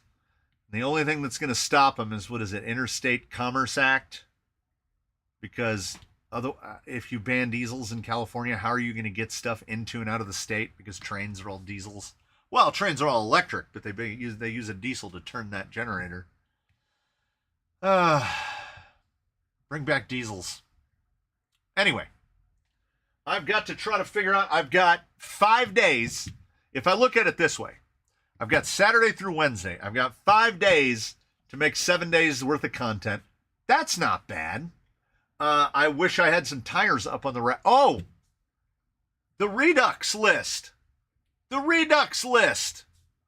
I got to go through the Redux list. If I can find it. Oh, it's still at the top. MT1904s. We need to do those. Halo Voodoo Trail specs. Holds. He was just out here. Yeah. Haven't done holds. I think there's a couple more. I can't find page 2. I can't find page 2 of the Redux list. Mr. Spain, if you're still, well, there he is. If you're still awake, resend me the Redux list. I printed it out, but I can't find the second page. All right. I will get on that. And you know what?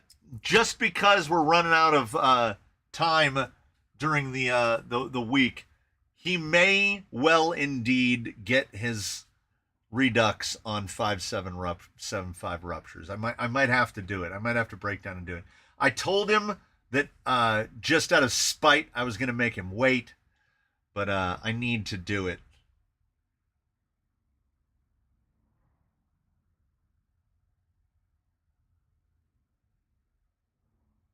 Yeah, after I close the door. Not sure if you spotted my comment, but I have the... Yeah. You said you're getting the Moses. Yeah. I mean, if I can get a hold of that guy, I will get some at some point. I don't know. I'm not I don't know. I'm not rushing. The look of the 1.9 looks too much like a Jetco. So we will see what happens. If I get to test them sooner, I'll test them sooner. If I get to test them later, I'll test them later. If it doesn't happen at all, it doesn't happen at all. So what will happen is I will thank you all for joining me here for another eventful Friday afternoon. Something worked. The camera didn't. My El Gato, the cat, did not work today. The cat took the day off, and we somehow dropped 0 frames. 300. Oh, we're shooting at a different frame rate. This camera is providing a different frame rate. It looks fine. I don't know. I don't know what is going on. Maybe we'll have it fixed by next week. Maybe this is the way we go from here on. El Gato and I, we bid you a fond farewell. I will see you in the Discord. I will see you in the comments. I will see you at some point. El Poquito Gatito and I bid you a fond farewell from the canyon. I'm going to the place. I'm going to go buy a coffee drink. And then I'm going to sit and I'm going to stare into space for an indeterminate amount of time. And I will see you again very soon. Thank you so much for joining us here. Yeah, Bonita Crico RC is going to have to catch up on it in the morning. Not poquito? It's muy poquito. So I'll see